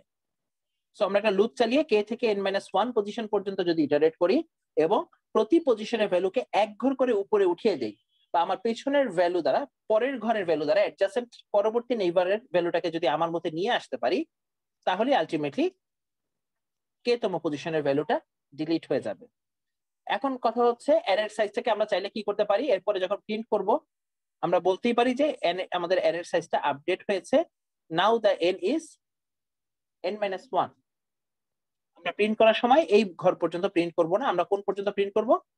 n-1 তম ঘর পর্যন্ত প্রিন্ট করব, কারণ অলরেডি এই ঘরে যদি কোনো ডেটা থাকেও, দেখো n তম ঘরে ডেটাটা কি ডিলিট হচ্ছে না কপি হয়ে এখানে যাচ্ছে আগের ঘরে? বেসিক্যালি কপি অপারেশন, তাই না? সো আলটিমেটলি n-1 আর n তম ঘরে কিন্তু সেম ডেটাই বসে থাকলো লাস্টে, বাট এই ঘরের ডাটাটাকে কি আর মনে রাখার দরকার আছে, যেহেতু অলরেডি সবাই এক ঘর শিফট করেছে? সো কোন একটা সেলকে বা কোন একটা মেমোরি লোকেশনকে অ্যারে থেকে বাদ দেয় কিভাবে? ওই মেমোরি লোকেশনকে আমরা ডিলিট করি না, মেমোরি জায়গায় থাকে। আমি আমার লেন্থ কে বা সাইজ কে ছোট করে ফেলবো। আমার সাইজ ছোট করার বৈশিষ্ট্য কি? আমার সাইজের জন্য যে ডেডিকেটেড ভেরিয়েবল তার ভ্যালু এক কমিয়ে রাখা। সো মেমোরিতে এতক্ষণ পর্যন্ত যেই সাইজটাকে আমার সাইজ ধরা হচ্ছিল, এখন তার থেকে এক ঘর কমে এইটুকু আমার সাইজ মানা হবে। বাট মেমোরি লোকেশনের এই জায়গাটা কিন্তু আমি কি করে দিলাম? ফ্রি করে দিলাম। এই পজিশনটাকে।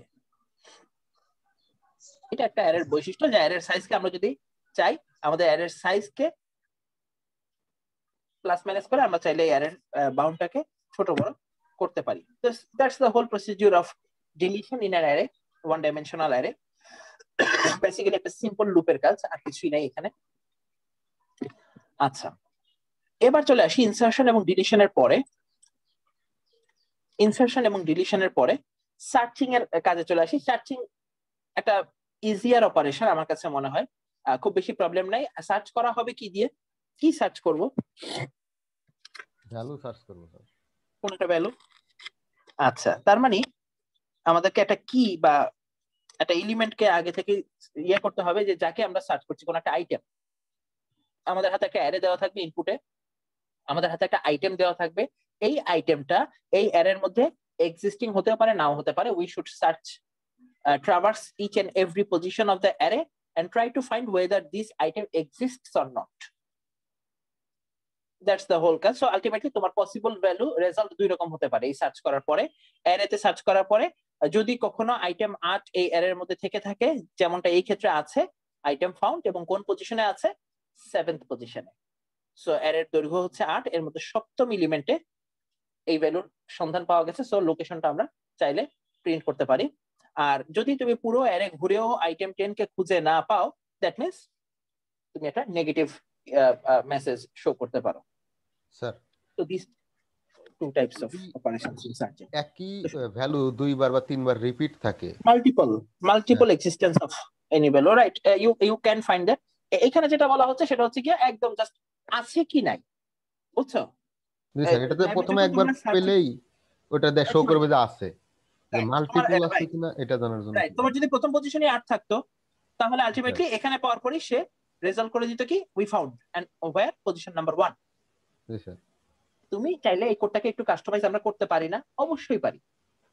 হ্যাঁ, ল্যাবে হয়তো তোমাদেরকে এটাও বলা হবে যে প্লিজ মাল্টিপল যদি এক্সিস্টেন্স থাকে তাহলে মাল্টিপল লোকেশন গুলো আপনি দেখান। তার মানে অ্যানসারটা কি হবে? 1,7, তাই না? জি স্যার। তার মানে আলটিমেটলি তখন একবার পেয়েই আমরা থেমে যাব না, আমরা একদম 0 থেকে n-1 পর্যন্ত সব সময় হাঁটবো। কারণ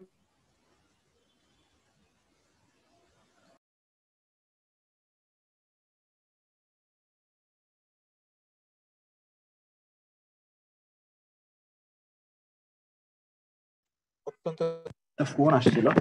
আচ্ছা আচ্ছা, তো কোথায় জানাচ্ছিলাম?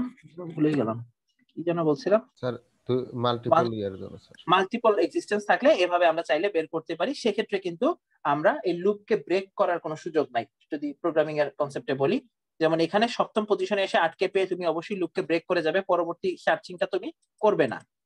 যদি জাস্ট তোমাকে বাইনারি রেজাল্ট দিতে বলি যে ইয়েস অর নো এক্সিস্টেন্স আছে কি নাই। তো বেসিক্যালি যখন আমরা সার্চিং এর কথা বলি, লিংক লিস্ট বলো, অ্যারে বলো, গ্রাফ বলো, ওখানে সার্চ করার সময় মোস্ট অফ দ্য কেসেস যখন আমরা স্টুডেন্টদেরকে এটা বলি যে তোমরা সার্চ করে বের করো এলিমেন্টের এক্সিস্টেন্স আছে কি নাই, আমরা আসলে বাইনারি এক্সিস্টেন্সের কথা বলি, এলিমেন্টটা আছে কি নাই। কারণ আমরা জানি স্টুডেন্টরা এটা পারলে পরবর্তীটা অবশ্যই অবশ্যই পারবে, তাই না? ওয়ান টাইম এক্সিস্টেন্স খুঁজে বের করতে পারলে আমরা মাল্টিপল এক্সিস্টেন্সও খুঁজে বের করতে পারবো। এখন আমাকে বলো কিভাবে সার্চ করব? খুব কঠিন কিছু মোটেও না। সার্চ করার জন্য কয়টা মেথড তোমরা স্ট্রাকচার প্রোগ্রামিং এ শিখেছো? একটা, এই যে এই সার্চিং অপারেশনটা তোমরা দেখেছো, আমার মনে হয় কেউ বাকি নাই। একটা লুপ চালিয়ে যদি আমরা সার্চ করা শুরু করি, আমরা কি এই অর্ডারে সার্চ করি না? তোমাকে একটা অ্যারে দিয়ে দিলাম, অ্যারের মধ্যে আমরা কাকে খোঁজার চেষ্টা করছি? আইটেমকে 8। তো তুমি কি করো? অ্যারের 0তম ইন্ডেক্সে হাঁটা শুরু করো এবং 0তম ইন্ডেক্সের ভ্যালুর সাথে কম্পেয়ার করো কাকে? আইটেমকে। তুমি দেখার চেষ্টা করো অ্যারের 0তম ইন্ডেক্সের value whether it is equal your item or not, তাই তো?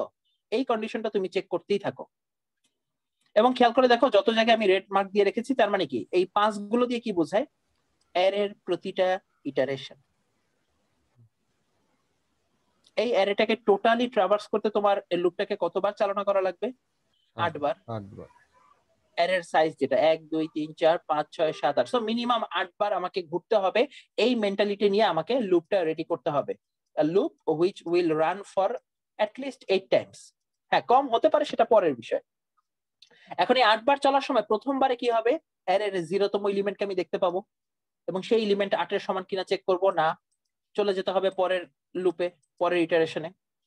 সো আলটিমেটলি এভাবে চলতে থাকবে এবং আমি আমার দেখা পাবো না এলিমেন্টে যতক্ষণ না পর্যন্ত আমার আইটেমের সাথে ইন্ডেক্স বা সাবস্ক্রিপ্ট ভেরিয়েবলের ম্যাচ আসছে।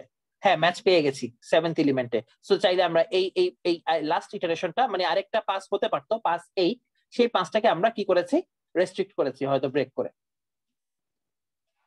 এই ধরনের সার্চকে বলা হয়ে থাকে লিনিয়ার সার্চ। কি সার্চ?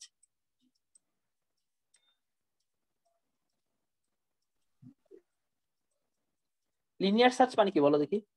এটাকে লিনিয়ার সার্চ কেন বলি? ধারাবাহিকভাবে একটার পর একটা যাচ্ছে।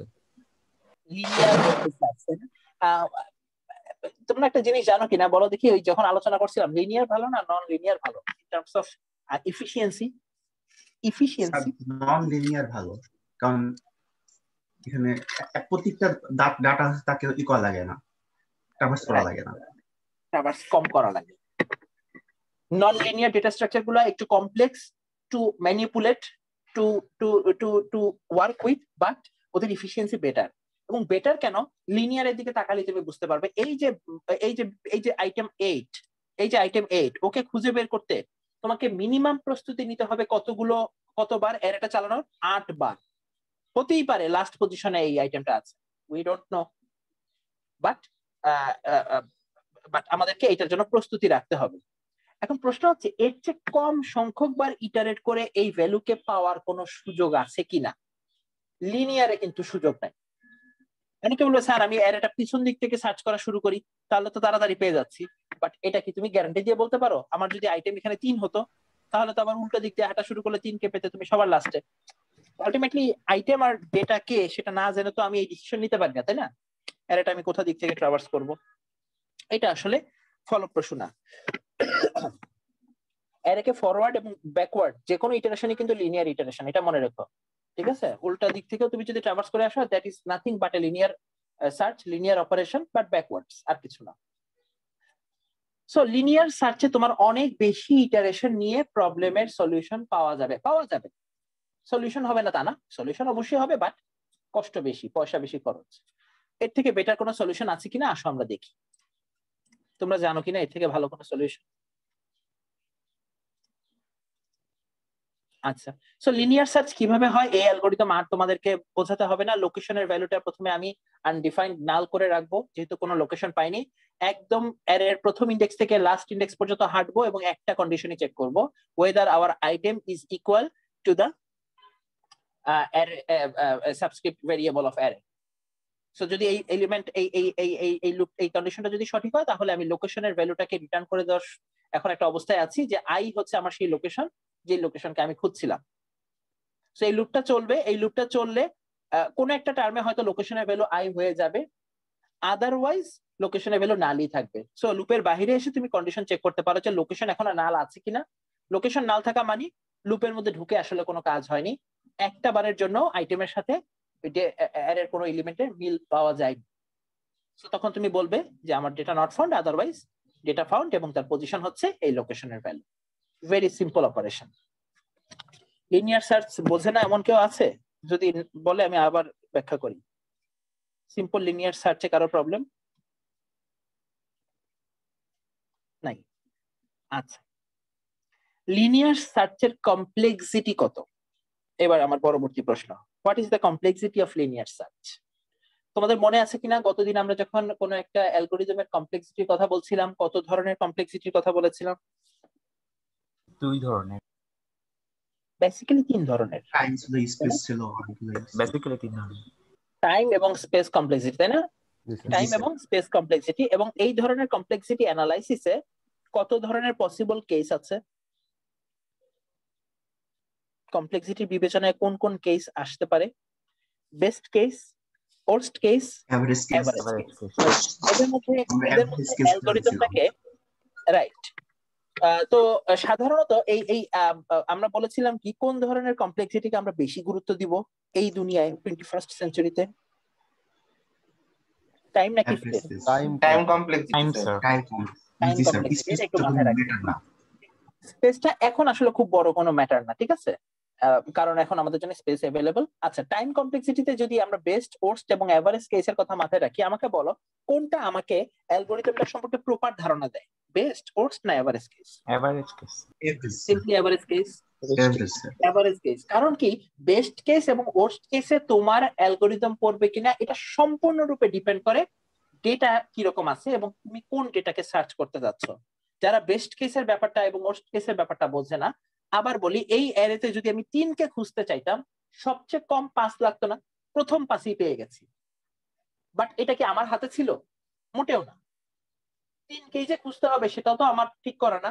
আর এই অ্যারের প্রথম পজিশনে যে 3 বসে আছে এটাও তো আমার ঠিক করা না। দ্যাট মিন্স র্যান্ডমলি এটা তুমি বেস্ট কেসের মুখোমুখি হতে পারো। আবার এই অ্যারেতে যদি 2 কে খোঁজো, একই ঘটনা, ওর্স্ট কেসে পড়ে যাবে তুমি। সবচেয়ে বেশি 5 নিয়ে তোমাকে অ্যারেটার এলিমেন্টকে খুঁজে বের করতে হবে। সো আলটিমেটলি এটাও আমার হাতে না। কিন্তু এভারেজ কেস কি হতে পারে সেইটার একটা ক্যালকুলেশন আমি করতে পারি যে অন এন এভারেজ এই অ্যারেতে যদি আপনি অনেক অনেক সংখ্যক বার আপনি ইটারেশন করেন, আলটিমেটলি কোন একটা ডেটা, যে ডেটা আমি জানি না, আমি একটা র্যান্ডমলি ডেটা দিই, ওই ডেটার জন্য এভারেজ কতগুলো মুভ আপনার লাগতে পারে তার একটা হিসাব আমি বের করে দিব। সো আসো দেখি এটা কিভাবে বের করছে। তোমাদের গতদিন মনে আছে কিনা আমি দুটো টার্মিনোলজি তোমাদের সাথে আমি আলাপ করেছিলাম। একটা হচ্ছে যখনই আমরা এভারেজ কেস হিসাব করবো, এভারেজ কেসকে আমরা কি হিসেবে প্রকাশ করবো? ফাংশন আকারে, এফ অফ এন। এটা সবসময় মনে রাখবে, একটা ফাংশন আকারে, যে ফাংশনটার ইন্ডিপেন্ডেন্ট ভেরিয়েবল হিসেবে কে থাকবে? এন। এন কি? Input size. ইনপুট সাইজ কোন একটা অ্যারের ইনপুট সাইজের উপর ডিপেন্ড করে টাইম কমপ্লেক্সিটি এবং স্পেস কমপ্লেক্সিটি বাড়বে বা কমবে সমানুপাতিক হারে। এখন আসো দেখি এন এর সাথে এই ডান পাশে থাকা সম্পর্কটা কিভাবে তৈরি করেছি সেটা নিয়ে আলোচনা করি। তোমাদের মনে আছে কিনা গতদিন আমি দুটো কথা বলেছিলাম যে কোন কোন এন এর পসিবল ভ্যালু হতে পারে, তার আগে একটা লিস্ট তৈরি করো। মনে আছে? অ্যালগরিদমে পসিবল কোন কোন ভ্যালু আসতে পারে এন এর, এবং এইটা ঘটার প্রবাবিলিটি কি সেটা বের করো। এবং তারপরে কি করবে? এদেরকে গুণ করে কিউমুলেটিভ সাম, অর্থাৎ n1 p1 plus n2 p2 plus এভাবে যত ধরনের পসিবল কম্বিনেশন আছে। এখন আসো দেখি এই এই এই পলিসি তারা কিভাবে ব্যবহার করছে। জাস্ট সংক্ষেপে একটু বলে দিই। লিনিয়ার সার্চের কমপ্লেক্সিটি আমরা বের করতে যাচ্ছি। এখানে বলা হচ্ছে যে প্রথমে আমরা ধরে নেই যে পি হচ্ছে সেই প্রবাবিলিটি, যেই প্রবাবিলিটিতে যে আইটেমকে আমি খোঁজা শুরু করছি সেই আইটেমটা ডেটাতে আছে, ডেটা নামক অ্যারের মধ্যে আইটেমটা আছে, তার প্রবাবিলিটি হচ্ছে পি কে। আর আরেকটা প্রবাবিলিটি হচ্ছে কিউ, যেই প্রবাবিলিটি হচ্ছে আইটেমটা আমার ডেটার মধ্যে, ডেটা অ্যারের মধ্যে নাই। সো এই দুটোর যোগফল অবশ্যই কত হবে বলো দেখি? পি আর কিউ এর যোগফল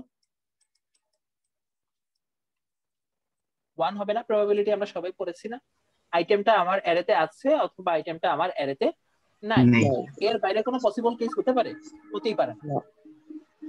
এই দুটোর ভ্যালু হবে 1। সো সম্ভাব্যতা বলে এই ঘটনায়। এখন কথা হচ্ছে এই 1 তৈরি করতে পি আর কিউ দুজনের কি সেম কন্ট্রিবিউশন হবে? Not always like that, not always like that. আসো আমরা একটু চিন্তা করে দেখি এখানে ঘটনা কি। আচ্ছা, এখানে এই জন্যই বলা হচ্ছে যে এই পি এর অনেকগুলো ভাগ আছে। পি এর অনেকগুলো ভাগ কি কি?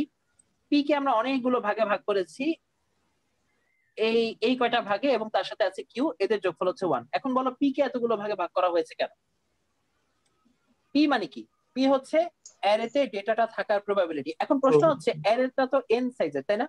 তার মানে অ্যারের ভিতরে এন সংখ্যক পজিশন আছে এবং প্রত্যেকটা পজিশনে ডেটা থাকার প্রবাবিলিটি আছে। সো মনে করো অ্যারের প্রথম পজিশনে ডেটাকে পেয়ে যাচ্ছি, এইটার প্রবাবিলিটি হচ্ছে p1। দ্বিতীয় পজিশনে ডেটাটা থাকতে পারে, এর প্রবাবিলিটি p2। একই রকম ভাবে লাস্ট পজিশনে ডেটাটা থাকতে পারে, এর প্রবাবিলিটি pn। এই প্রত্যেকটার কম্বিনেশনকে যোগ করলে আসলে p হবে না? কথা বোঝো নাকি? যখন ডেটা প্রথম ঘরে পাওয়া যাবে তখন এটা 1 বাকি সব 0, বাট আলটিমেটলি যোগফল কত? 1 না? মানে আলটিমেটলি যদি এইটা ঘটার প্রবাবিলিটি বলো তাহলে এদের সবার যোগফল হবে p। এটা হচ্ছে p, তখন এগুলো সব 0, বাট সবারই একটা সার্টেন অ্যামাউন্ট অফ কন্ট্রিবিউশন থাকবে। এই কারণে এই ইকুয়েশনের প্রথমটাকে আমরা এই ভাগে ভাগ করেছি এবং তার সাথে অ্যারেতে ডেটাটা না থাকার প্রবাবিলিটি কিউ যোগ করে টোটাল নিয়েছি 1। আসো এবার ঘটনা দেখি, ঘটনা কি। যদি প্রথম পাসে আমার ডেটাটা পাওয়া যেতে পারে, খেয়াল করে দেখো, তার মানে আলটিমেটলি প্রবাবিলিটি থাকবে P1 এবং সেক্ষেত্রে n এর ভ্যালু হবে 1। কতগুলো কম্প্যারিজন শেষে তুমি ডেটাটাকে দেখতে পাচ্ছ বা রেজাল্টটা পেয়ে যাচ্ছ। এর প্রথম এলিমেন্টই ডাটাকে পাওয়া গেছে, এটা যদি তুমি মনস্থির করে নাও তার প্রবাবিলিটি P1, কিন্তু সেক্ষেত্রে তোমার কম্প্যারিজন লাগবে কয়টা? মাত্র একটা। দ্বিতীয় ঘরে আইটেমটাকে পাওয়া গেছে, এটা প্রবাবিলিটি P2, কিন্তু এই সময় তোমার কম্প্যারিজন লাগবে কয়টা? দুটো। লাস্ট ঘরে তোমার কম্প্যারিজন লাগবে n সংখ্যক। সো আলটিমেটলি ঘটনা হচ্ছে এই টোটালটার ক্ষেত্রে একটু আগে যেটা বললাম, n1 n2 এরকম শুরু করে n পর্যন্ত, এবং প্রত্যেকের প্রবাবিলিটি যদি হয় P1 থেকে শুরু করে Pn পর্যন্ত, সো তাদের গুণ করে কিউমুলেটিভ সাম তুমি বের করবে। এখানে সেটাই করা হয়েছে। প্রথম ঘরে এলিমেন্টটা আছে, দেখো কিউ কে বাদ দাও, কিউ হচ্ছে গিয়ে অ্যারেতে ডেটাটা নাই সেটার প্রবাবিলিটি। তার মানে এর আগের সবগুলো প্রবাবিলিটি কিসের? অ্যারেতে ডেটাটা আছে কিন্তু কোন একটা স্পেসিফিক পজিশনে। অ্যারের প্রথম ঘরে ডেটা আছে, তার প্রবাবিলিটি P1, সেক্ষেত্রে তোমার টোটাল 5 লাগে একটা। দ্বিতীয় ঘরে অ্যারেকে আইটেমটা পাওয়া গেছে, কম্প্যারিজন লাগবে 2টা, তার প্রবাবিলিটি P2। এভাবে চলতে থাকবে। n তম ঘরে যদি, লাস্ট ঘরে যদি ডেটাটাকে পাওয়া যায়, তোমার টোটাল n সংখ্যক 5 প্রয়োজন হবে এবং সেটার প্রবাবিলিটি Pn। এর বাইরে আসলে আর কোনো কেস বাকি থাকে না। অ্যারের মধ্যে যদি ডেটাটা থাকে তাহলে কোন কোন ঘরে থাকতে পারে এবং প্রতি ঘরে থাকাকালীন কি কি কতগুলো কম্প্যারিজন আমার প্রয়োজন, সেটাকে গুণ দিলাম কার সাথে? ওই ঘরে পড়ার প্রবাবিলিটি কত, P1 P2 until Pn,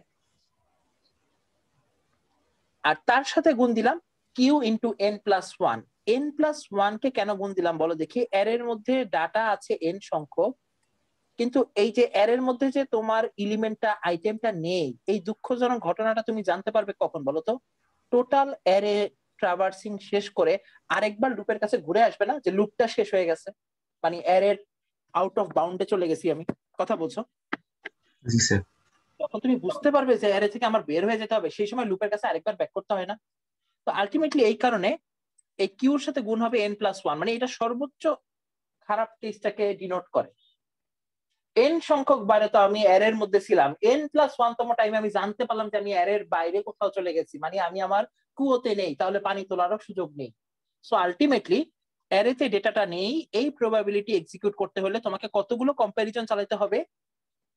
n সংখ্যক to traverse the array and 1 additional to know that you are out of the array, to know that you are out of that array. So ultimately এই সবগুলোর যোগফল হবে তোমার total time complexity হিসাব করতে ব্যবহৃত হবে। এবার এখানে তারা এইসব জায়গায় একটু গোজামিল থাকে, গোজামিলটা আমি আগেই বলে নিই, সেটা হচ্ছে let q is very small so that q tends to 0, অর্থাৎ অ্যারেতে ডেটাটা যে নাই এটার প্রবাবিলিটি দুনিয়াতে হিসাব করা খুবই খুবই ডিফিকাল্ট, কথা বোঝো? অ্যারেতে ডেটা নাই, এটার প্রবাবিলিটি হিসাব করা যাবে অ্যারের ডেটা এবং এলিমেন্ট না দেখে? তো তারা বলছে যে এটাকে আমরা ধরে নিচ্ছি, এটার প্রবাবিলিটি আপাতত টেন্ডস টু 0। আমরা এমন, মানে আমরা যদি 1000 কেস নিয়ে আলোচনা করি, খুব রেয়ার কেসই কিছু কেস পাবো যেখানে আসলে আমরা কি করব, অ্যারেতে ডেটাটা নাই এরকম একটা ঘটনা করবে। ধরলাম অ্যারের মধ্যে ডেটা থাকলে তার এভারেজ কেস কত সেটা আমরা ক্যালকুলেট করব। সো আলটিমেটলি তারা বলছে যে আপাতত এই অংশটাকে বাদ দেন, এইটার ক্যালকুলেশন জটিলতর হবে, তাই আমরা এটাকে টেন্ডস টু 0 ধরে এই n+1 ইন্টু কে একে বাদ দিয়ে দিচ্ছি। তাহলে আমরা শুধুমাত্র কাদেরকে নিয়ে কনসার্ন? অ্যারের কোন পজিশনে অবশ্যই ডেটা আছে এবং পজিশন গুলো হতে পারে 1 থেকে শুরু করে n, তার মানে এই সকল পজিশনে এতগুলো কম্প্যারিজন দরকার এবং তার সাথে ওই ঘরে পড়ার প্রবাবিলিটি গুলো গুণ। এবার আসো ঘটনার সারমর্মে চলে আসি। এই P1 P2 P3 এই ভ্যালুগুলো আমরা অলরেডি জানি। সেটা আমরা কিভাবে জানি? সেটা জানি আমরা আমাদের প্রবাবিলিটির এক দুর্দান্ত সূত্র থেকে, তোমাদের মনে আছে কিনা? P1 মানে হচ্ছে প্রথম ঘরে পড়ার প্রবাবিলিটি। তার মানে তোমার টোটাল ঘর আছে n সংখ্যক, তোমার সম্ভাব্য সকল ঘটনা হচ্ছে n, তার মধ্যে তোমার 1 নাম্বার ঘরে পড়ার প্রবাবিলিটি হচ্ছে 1/n। ঠিক একই রকম ভাবে 2 নাম্বার ঘরে পড়ার প্রবাবিলিটি কত? 2 নাম্বার ঘর তো একটা ঘর, বাট টোটাল ঘর আছে n, 2/n। 2/n না, দ্বিতীয়, এটা কিন্তু দুইটা ঘর না, এটা দ্বিতীয় ঘর। সো দ্বিতীয় ঘরটা তো একটা সিঙ্গেল ঘর, তাই না? এই ঘরে তোমার অ্যান্সার লুকিয়ে আছে, এটার প্রবাবিলিটি কত? কথা বোঝো, তোমার ওই যে ছক্কায় 4 পড়ার প্রবাবিলিটি কত? 1/6 না? হ্যাঁ, আবার ছক্কায় 6 পড়ার প্রবাবিলিটি কত? সেটাও 1/6। কারণ ওইটা একটা নাম্বার, 6 পড়ার অনুকূল ঘটনা হচ্ছে একটা, বা টোটাল ঘটনা হচ্ছে 1 থেকে 6 যে কোনো কিছু করতে পারে, তার মানে এটা 1/6। সো ছক্কায় 1 থেকে 6 যে কোনো একটা নাম্বার পড়ার প্রবাবিলিটি হচ্ছে 1/6। ঠিক একই রকম ভাবে n সাইজের কোন একটা অ্যারে কোন একটা পজিশনে ডেটা লুকিয়ে আছে, সেটা 1 হতে পারে, সেটা n হতে পারে, বাট তার প্রবাবিলিটি হচ্ছে 1/n। সো এখানকার সমস্ত p কে p1 p2 আনটিল pn এদের সবাইকে আমরা কি দ্বারা রিপ্লেস করব? 1/n দ্বারা। 1/n দ্বারা 1/n ইনটু, যেহেতু প্রথম ঘরে পড়ার প্রবাবিলিটি 1/n এবং প্রথম ঘরে পড়লে টোটাল নাম্বার অফ কম্পারিজন কয়টা? একটা। দ্বিতীয় ঘরে পড়ার প্রবাবিলিটিও 1/n, কিন্তু দ্বিতীয় ঘরে আসলে তোমার কম্পারিজন লাগবে দুটো। এভাবে লাস্টে n তম ঘরে আসার প্রবাবিলিটি 1/n, কিন্তু n তম ঘরে আসলে তোমার কম্পারিজনের সংখ্যা অত্যন্ত বেশি n। এই সবার যোগফল সাথে যোগ হবে এটা, এটাকে 0 করে দিয়েছি আমরা। এর মধ্যে ডেটা নাই, এটার প্রবাবিলিটিকে 0 ধরে নিচ্ছি যে এর মধ্যে ডেটা আছে, এটাই আমার সমস্ত প্রবাবিলিটি অংশ। এটাকে আমরা আসলে বাদ দিয়ে দিচ্ছি। কেন বাদ দিচ্ছি এটা একটু পরে বলবো। সো তুমি শুধুমাত্র এটাকে নিয়ে কনসার্ন দেখো, এটার জন্য ক্যালকুলেশনটা খুবই ইজি। 1/n এখানে কমন, প্রতিটা টার্মে 1/n কে কমন নাও, 1 + 2 + আনটিল n। এইটার সূত্র তোমরা সবাই জানো, n সংখ্যক স্বাভাবিক সংখ্যার যোগফল n × n + 1 / 2 × 1/n। So ultimately অ্যান্সারটা হচ্ছে n + 1 / 2 বা হাফ অফ n + 1। জটিল হয়ে গেল নাকি বিষয়টা? এক্সপ্লেন করাতে জটিল হলো, স্লাইড ধরে চলে গেলে এত জটিল হতো না। আমি জানি না মানে সবাই ব্যাপারটা ধরতে পেরেছে কিনা, ঘটনা কি ঘটিয়েছি। জি স্যার, কোন জায়গায় আটকে গেছি? আমার মনে হয় সবাই সাথে নাই, সাথে থাকলে অনেক কোশ্চেন আসতো এখান থেকে। তারপরেও সবাইকে বলবো বাসে গিয়ে ঠান্ডা মাথায় এই লাইনটাকে একটু এক্সপ্লেন বোঝান, ঠিক আছে? এই লাইনটাকে একটু বোঝান। হ্যাঁ, তোমরা অনেকে বলবে স্যার এই যে আমরা যখন ডাইস নিক্ষেপ করি সেই ঘটনার সাথে এটা মিললো না কেন? সেই ঘটনার সাথে এটা মিললো না কেন? কারণ একটা জিনিস বোঝো, ডাইসে 4 যদি আসতে হয়, হ্যাঁ, এটা কি 4টা ইটারেশন পরেই 4 আসবে এমন কোনো ঘটনা আছে? কথা বোঝো, 4 আসতে যে 4টা ইটারেশনে যাওয়া লাগবে, এটা কি ঘটনা এরকম? তা তো না। প্রথমবার ঘটনা হচ্ছে কি, রাইট রাইট, যে কোনো কিছু যে কোনো সময় করতে পারে, কিন্তু এর ক্ষেত্রে র‍্যান্ডম। হ্যাঁ, এইটা পুরোপুরি র্যান্ডমাইজড, এই কারণে এইটার ক্ষেত্রে ঝামেলা কম। আমরা সবসময় বলি যে কোনো একটা কিছু পড়ার প্রবাবিলিটি 1/6, এরপরে যা খুশি তাই করে। কিন্তু এখানে আসলে আমরা তা করতে চাচ্ছি না। আমরা জানতে চাচ্ছি অ্যারেটা যেহেতু মিস্টার অ্যারে যদি 2 সাইজের হয়, প্রথম ঘরে যদি রেজাল্টটা লুকিয়ে থাকে তাহলে এই পর্যন্ত আসতে তো মাত্র একটা 5 লাগে, কিন্তু এই ঘরে আসতে তো আর 1 5 লাগে না, 5 লাগে দুটো। কিন্তু এই ঘরে যে আসবে তার প্রবাবিলিটি কত? 1/, অ্যারের সাইজ n হচ্ছে 2, হাফ। এই ঘরে যে পড়বে সেই ঘরে পড়ার প্রবাবিলিটি কত? হাফ। সো এই হচ্ছে এই দুইটার যোগফলে আমার টোটাল প্রবাবিলিটি, হাফ প্লাস 1। কথা বোঝো? ফাংশন অফ n এর এখানে 1 2 এভাবে n ধরা হয়েছে, এগুলো কি সব তাহলে স্যার 5 নম্বর? এগুলো ইনডেক্স নম্বর না? এগুলোর কথা বুঝছো? না না, ওইগুলো না, না না, এই ফাংশন অফ n। হ্যাঁ হ্যাঁ, এই ওয়ান গুলো not in the index number. আসলে এটা মিলে যায়। 1 নাম্বার ইনডেক্সে থাকা ভ্যালুর জন্যই 5 লাগে কয়টা? একটা। স্যার এটা 0 নম্বর ইনডেক্স, কিন্তু এটা অবশ্যই 5 নাম্বার। কতগুলো কম্পারিজন, নাম্বার অফ কম্পারিজনস, ঠিক আছে? এটা কখনোই ইনডেক্স নাম্বার না। জি স্যার, এটা ইনডেক্স নাম্বার না, বাট অত নাম্বার ইনডেক্সে যেতে আসলে সার্চিং এর ক্ষেত্রে অপারেশন লাগে এই কয়টাই, লিনিয়ার সার্চের ক্ষেত্রে। এটা সত্যি কথা স্যার। 0 তাহলে স্যার 0 নম্বর 0 ইনডেক্সের জন্য স্যার 1 লাগবে, কিন্তু এই যে জিরোর ব্যাপারটা, 0তম ইনডেক্সকে এই ব্যাপারটা তোমরা কনফিউজ করে ফেলছো। আমরা বলছি কি, আমরা যেহেতু জেনারেল টার্ম ব্যবহার করছি, আমরা আসলে এর লাস্ট লোয়ার বাউন্ড কত ধরছি? 1, আপার বাউন্ড ধরছি কত? 1 n। কারণ দেখো লাস্টেরটাকে আমি n - 1 ধরেছি না n ধরেছি? n। সো আলটিমেটলি 1 থেকে n। শুনো, যখন আমরা টাইম কমপ্লেক্সিটি বা কোনো ধরনের কমপ্লেক্সিটিকে হিসাব করতে চাই, তখন এত প্রিসাইজ হওয়ার প্রয়োজন হয় না যে 0তম থেকে n - 1। ঠিক আছে, 0 থেকে n-1 করতে হবে, not necessarily, you can update it by your own. তোমরা কি জানো মজার ব্যাপার, এই ক্যালকুলেট করতে তুমি যদি অ্যারের আপার বাউন্ড ফর এক্সাম্পল এটাকে যদি 10 ধরতে আর এটাকে যদি সামথিং তুমি এনও ধরতে, রেজাল্টটা যা দিত চেঞ্জ হতো না? অবশ্যই চেঞ্জ তো হতো, ডিফারেন্ট কিছু হতো। যদি আমি অ্যারের লোয়ার বাউন্ডে 10 দিতাম আর আপার বাউন্ডে n দিতাম, অবভিয়াসলি ক্যালকুলেশনের প্রথম সেকেন্ডে কিছু চেঞ্জ আসতো কিনা? জি স্যার। জি স্যার। কেন আসবে? সেম আসছে স্যার, রেজাল্ট তো সেম আসছে স্যার। আসবে না কিন্তু, কারণ 10 নাম্বার তুমি যদি ইন্ডেক্স নাম্বার ফার্স্ট ইন্ডেক্সকে 10ও ধরো, আমি কি বলেছি প্রথম ইন্ডেক্স 10 লাস্টের ইন্ডেক্স n, যদি এটাও ধরি এই রুলসে কোনো পরিবর্তন আসবে না, কারণ এই ভ্যালু কি ইন্ডেক্স নাম্বার? নো, আমার প্রথম ইন্ডেক্স সেটা 10 হোক, এটা 1 হোক, লোয়ার বাউন্ড হবে স্যার। এখানে আসতে কতগুলো পাস কমপ্লিট করা লাগে? একটাই। জি এই স্যার। এক আমি বুঝিয়েছি এখানে। So it doesn't matter what is your lower bound, what is your upper bound. এই কারণে ওর প্রশ্নের অ্যান্সার হচ্ছে এখানে তুমি যদি 0 দিয়ে এখানে n-1 দাও, it doesn't matter A lot, it doesn't matter. n-1 এ আসতে তখন কতগুলো পাস লাগবে? n সংখ্যক পাস লাগবে। কথা বোঝো, 0 থেকে স্টার্ট করলে 0তম ক্ষেত্রে পাস লাগবে একটা, তার মানে কি প্রত্যেকের ক্ষেত্রে 5 সংখ্যা লাগবে, তার ইন্ডেক্স ভ্যালু থেকে এক বেশি। সো n-1 এর জন্য 5 লাগবে, ওই ঘুরে ফিরে একই সংখ্যক n সংখ্যক, যেটা তোমার এখানেই চলে আসছে লাস্ট ইন্ডেক্সের জন্য 5 number n। Whatever you can decide it in your own, ঠিক আছে? এটার জন্য আসলে কোনো পরিবর্তন হবে না, সেটাই বুঝাতে চাইলাম।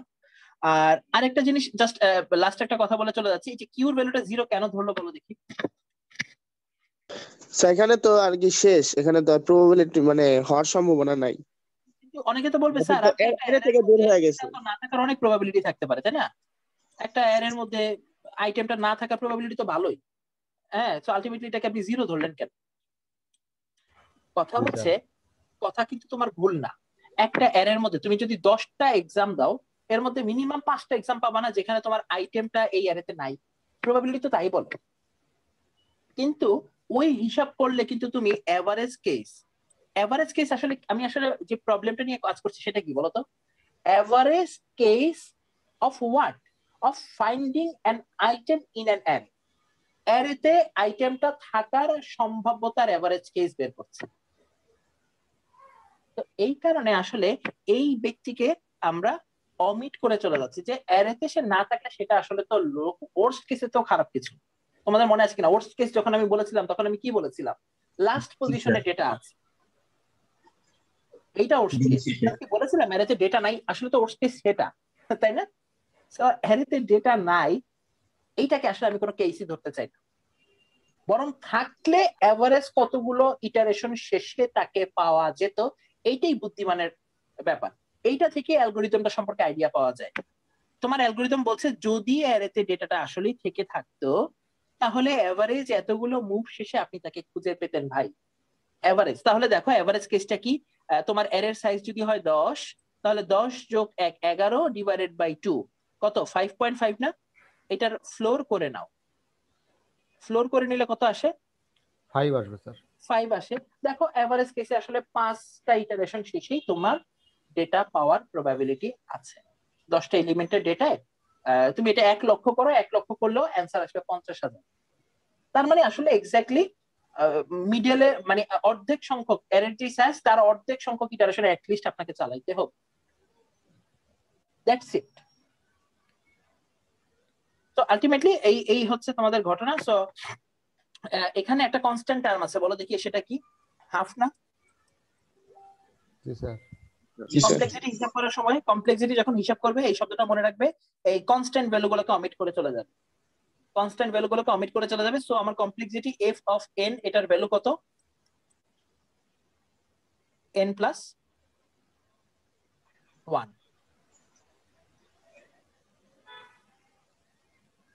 যদিও আমাদের ফাইনাল অ্যান্সার আসছে half into n plus 1, but complexity অ্যানালাইসিসে যদি কখনো কোনো কি থাকে, কনস্ট্যান্ট টার্ম থাকে, সেই কনস্ট্যান্ট টার্মকে তুমি f অফ n এর সাথে রাখবে না। অর্থাৎ nটা n এর সাথে, এই n এর সাথে কিভাবে সম্পর্কিত বলো তো? লিনিয়ারলি সম্পর্কিত না? লিনিয়ার রিলেশনে আছে। n এর ভ্যালুটা যত বাড়বে ঠিক তত রকম ভাবে লিনিয়ারলি f অফ n এর ভ্যালু ইনক্রিজড হবে। হ্যাঁ ঠিকই আছে, তুমি যদি হাফ দিয়ে ভাগও করো তাও কিন্তু ঘটনা সেম না? তোমার অ্যারের সাইজ 10 হলে এভারেজ কেস 5, অ্যারের সাইজ যদি 100 হয় এভারেজ কেস কত? 50। দেখো লিনিয়ারলি বাড়ছে কিনা? তো সম্পর্কটা বোঝার জন্য এতটুকুই যথেষ্ট, n+1। n এর সাথে আমার নাম্বার অফ ইনপুটের সাথে এই সম্পর্কে সম্পর্কিত যদি আমরা লিনিয়ার অর্ডার ফলো করি। এখন আমাকে বলো এটা ভালো না খারাপ? এর থেকেও ভালো কিছু আছে কিনা দুনিয়াতে সার্চিং এর? এর থেকেও চমৎকার চমৎকার একটা আইডিয়া আছে, সেই আইডিয়ার সাথে আজকে না কালকে পরিচয় করাবো। এটা হচ্ছে বাইনারি সার্চ। কেউ কি আমাকে জাস্ট সিম্পলি একবার বলতে পারে কিনা বাইনারি সার্চ শব্দটাকে বাইনারি বলা হচ্ছে কেন? এটা লিনিয়ার সার্চ। স্যার এটাকে দুইটা অংশে ভাগ করে করে সার্চ করা হয়, এইজন্য বাইনারি সার্চ। দুইটা অংশে ভাগ করে সার্চ করা হয়, ভ্যালুটা বড় না ছোট এটা রাইট, এটা কাছাকাছি আসছে ওবাইদুল্লাহর ব্যাপারটা। আর কেউ বলতে পারে কিনা বাইনারি মানে তো নিশ্চয়ই দুই এর ব্যাপার স্যাপার আছে, তাই না? দুই ভাগ করা হয়। ঘটনা কি এর আসলে করে কি? ও আসলে বলতো যখন আমাদের হাতে লিনিয়ার সার্চ ছিল এবং এটা কাজ করে, কমপ্লেক্সিটি মনে করে একটু খারাপই n+1, কিন্তু তারপরে আমার নতুন একটা অ্যালগরিদম আবিষ্কার করা লাগলো কেন? নিশ্চয়ই ওর থেকে অনেক অনেক এফিশিয়েন্ট এই অ্যালগরিদমটা, অনেক এফিশিয়েন্ট এবং দ্রুততম সময় তুমি এটাকে খুঁজে বের করতে পারবে। অনেকে বলবে স্যার এটা কিভাবে সম্ভব, এটা মিরাকল। না, তুমি এখানে 5 কে খুঁজে বের করতে গেলে লিনিয়ার সার্চে তোমাকে 1 2 3 4 5 6টা ইটারেশন চালানো লাগবে, বাট বাইনারি সার্চে তোমার হয়তো 3টা অবলিক 4টা এর মধ্যে তুমি ডেটা খুঁজে পেয়ে যেতে পারো। এর কমও লাগতে পারে, আমি জানি না, আমি আন্দাজে বললাম, বাট এর বেশি অবশ্যই না। বাইনারি সার্চ কি করে? বাইনারি সার্চ করে কি, আমি আজকে পুরো আইটেমে যাচ্ছি না, বাট বাইনারি সার্চের মজার বিষয় হচ্ছে ও যখনই কোন একটা অ্যারেকে পায়, প্রথম কাজ আনসর্টেড অ্যারেতে বাইনারি সার্চ চালানো যায় না। So your array must be sorted. কি হতে হবে? সর্টেড হতে হবে। সো এখানে একটা খরচ আছে। প্রথমে তোমাকে যে অ্যারেটা আমি দিয়ে দিব সেটা নিশ্চয়ই আর সর্টেড করে দিব না, নাকি? অ্যাসেন্ডিং বা ডিসেন্ডিং অর্ডারে সর্ট থাকবে না। তোমাকে ফার্স্টে যেটা করতে হবে সেটা হচ্ছে পুরো অ্যারেটাকে কি করে নিতে হবে? সর্ট করে নিতে হবে। এরপরের কাজ হচ্ছে এই অ্যারের লোয়ার বাউন্ড এবং আপার বাউন্ডের দিকে দুজনকে তাক করে দাঁড় করাই দিতে হবে। দুই বন্ধুকে দাঁড়াইতে হবে, একজনকে দাঁড়াতে হবে আপার বাউন্ডে, একজন লোয়ার বাউন্ডে। একজন বলবে ভাই আমার আপার বাউন্ড তো 1, মানে 1 মানে হচ্ছে এই ভ্যালুটা দেখো না, এই আপার বাউন্ড হচ্ছে ইনডেক্স নাম্বার, এটা 1 এটা 2 এটা 3, উপরে যেগুলো লিখছি সেগুলো ইনডেক্স নাম্বার। সো আলটিমেটলি 5 6 7 8 এখানে আসলে ভ্যালুগুলো আর সেম হয়ে গেছে, যাই হোক। সো আলটিমেটলি আপার এখানকার লোয়ার বাউন্ড 1, আপার বাউন্ড কত? 8। আমরা বাইনারিতে আগে যেটা করি এই দুজনের একটা এভারেজ ভ্যালু বের করি, অর্থাৎ 8 যোগ 1 ডিভাইডেড বাই 2 4.5। তার কি নিব আমরা? ফ্লোর না সিলিং? সরি, সবসময় ফ্লোর নিব। 4 অত্যন্ত গুরুত্বপূর্ণ ব্যক্তি 4। তুমি তাকাবে কার দিকে? চতুর্থ ব্যক্তির দিকে। 1 2 3 4 চতুর্থ ব্যক্তি। দেখো আমি এখন পর্যন্ত কি একটাও কম্পেয়ার করেছি কারোর সাথে কারো আইটেমের? কথা বলছো? আইটেমটার ব্যাপারে তো আমি বলিনি। মনে করো আইটেম খুঁজছো তুমি কাকে? 7 কে। এখন পর্যন্ত 7 এর সাথে কারো কম্পেয়ার করেছি? করি নাই। প্রথমে কি করলাম? একটা অ্যারে পেয়ে সেই অ্যারেটাকে আমি কি করে নিলাম? সর্ট করে নিলাম। সর্ট করে তার আপার বাউন্ড এবং লোয়ার বাউন্ডের এভারেজ বের করলাম। এভারেজ আমাকে কোন ভ্যালুটা দিচ্ছে? 4। চতুর্থ ঘরের কাছে আসলাম, এসে প্রথমবারের মতো চতুর্থ ঘরের ব্যক্তির দিকে তাকাবো। এই প্রথমবার আমি অ্যারের ভিতরে তাকাচ্ছি, এতক্ষণ পর্যন্ত খালি অ্যারের ইন্ডেক্স নিয়ে কাজ করছিলাম। চতুর্থ ব্যক্তি হচ্ছে 4। এই 4 এর সাথে আমাদের যে আইটেম সেই 7 এর একটা কম্পেয়ার করব। 4 যদি 7 এর থেকে ছোট হয় এটা কি ইন্ডিকেট করে বলো দেখি? ইন্ডিকেট করে, দেখো 4 আর 7 তো সমান না, মানে আমি রেজাল্ট কিন্তু পাই নাই, কিন্তু দুর্দান্ত একটা কাজ হয়ে গেছে। সেটা হচ্ছে যেহেতু আমি যাকে খুঁজছি সেই ব্যক্তি বড় আমার মিডল ভ্যালুর থেকে, তার মানে 4 এর এই পাশের ভ্যালুগুলোর সাথে তার আর ম্যাচ করার সম্ভাবনা আছে বলো দেখি? না স্যার। সর্টেড অ্যারে এই পাশের সবাই 4 এর থেকে ছোট, এই পাশের সবাই 4 এর বড় ভাই। তো এই ব্যক্তি তো 4 এর একজন বড় ভাই সিরিজের লোক। সো আলটিমেটলি নিশ্চয়ই লুকিয়ে আছে সে কোন জায়গায়? এখানে। ব্যাপারটা বোঝা গেছে কিনা? তার মানে কি কোনো কাজ না করে মাত্র একটা কম্পারিজন চালালাম 4 এর সাথে 7, একটা কম্পারিজন করে আমি কয়জনকে ডিলিট করে দিতে পারছি বলতো? আরো এক্সট্রা 3 জন, এক্সট্রা 3 জনকে ডিলিট করে দিতে পারছি। আমি এখন ইন্টারেস্টেড হব শুধু কতটুকু অংশকে নিয়ে? এতটুকু নিয়ে আমি জানি উত্তর থাকলে এর মধ্যে আছে, না হলে নাই। ব্যাপারটা বোঝা গেছে কিনা? এইটা কন্টিনিউ করতে থাকবো। এখন বলবো যে ঠিক আছে আমার অ্যারে হয়ে গেছে এতটুক, এইটা আমার লোয়ার বাউন্ড, এইটা আমার আপার বাউন্ড। সো এই দুজনের অ্যাভারেজ আবার বের করব। 5 আর 8 হচ্ছে 13, 13 অর্ধেক হচ্ছে 6.5, আমরা নিব 6। সো আলটিমেটলি খেয়াল করে দেখো এই 1 2 3 4 5 6 এই হচ্ছে আমার নতুন মিড পজিশন। দেখো আমি পেয়েছি 6 কে, আমার হাতে আছে 7, এখনো 7 বড় ভাইয়ের কাতারেই আছে। তার মানে 6 এর আগে থাকা যারা তারা সবাই বাদ পড়ে যাবে, 6 এর পরে থাকা যারা তাদের মধ্যে রেজাল্টটা আছে অথবা নাই। আমি আজকে ডিটেইলস বলছি না, আমি জাস্ট আইডিয়াটা দিয়ে দিলাম। আগামী ক্লাসে ইনশাআল্লাহ আমি একটা ইন্ডেক্স ধরে ধরে এই প্রবলেমগুলো নিয়ে আলোচনা করব। ফেরদৌস হাত তুলেছিল, ফেরদৌসের কথা শুনি। স্যার আমাদের পরের ক্লাসটা শুরু হয়ে যাবে যদি না না স্যার সমস্যা নেই। প্রেজেন্টটা কিভাবে নেবেন স্যার? আজকে মুখে নিয়ে নি নাকি 1 মিনিট সময় দেওয়া যাবে? স্যার 1 মিনিট লাগবে, ঠিক আছে? আমি আচ্ছা এই পর্যন্ত লিনিয়ার সার্চে তো আর কোনো প্রবলেম থাকলো না, আমি স্লাইড তো দিয়ে দিয়েছি, বাসায় স্টাডি করো। ইনশাআল্লাহ কালকে বাইনারি সার্চটা দেখাই দিব, ঠিক আছে? জি স্যার। আমি কি স্ক্রিন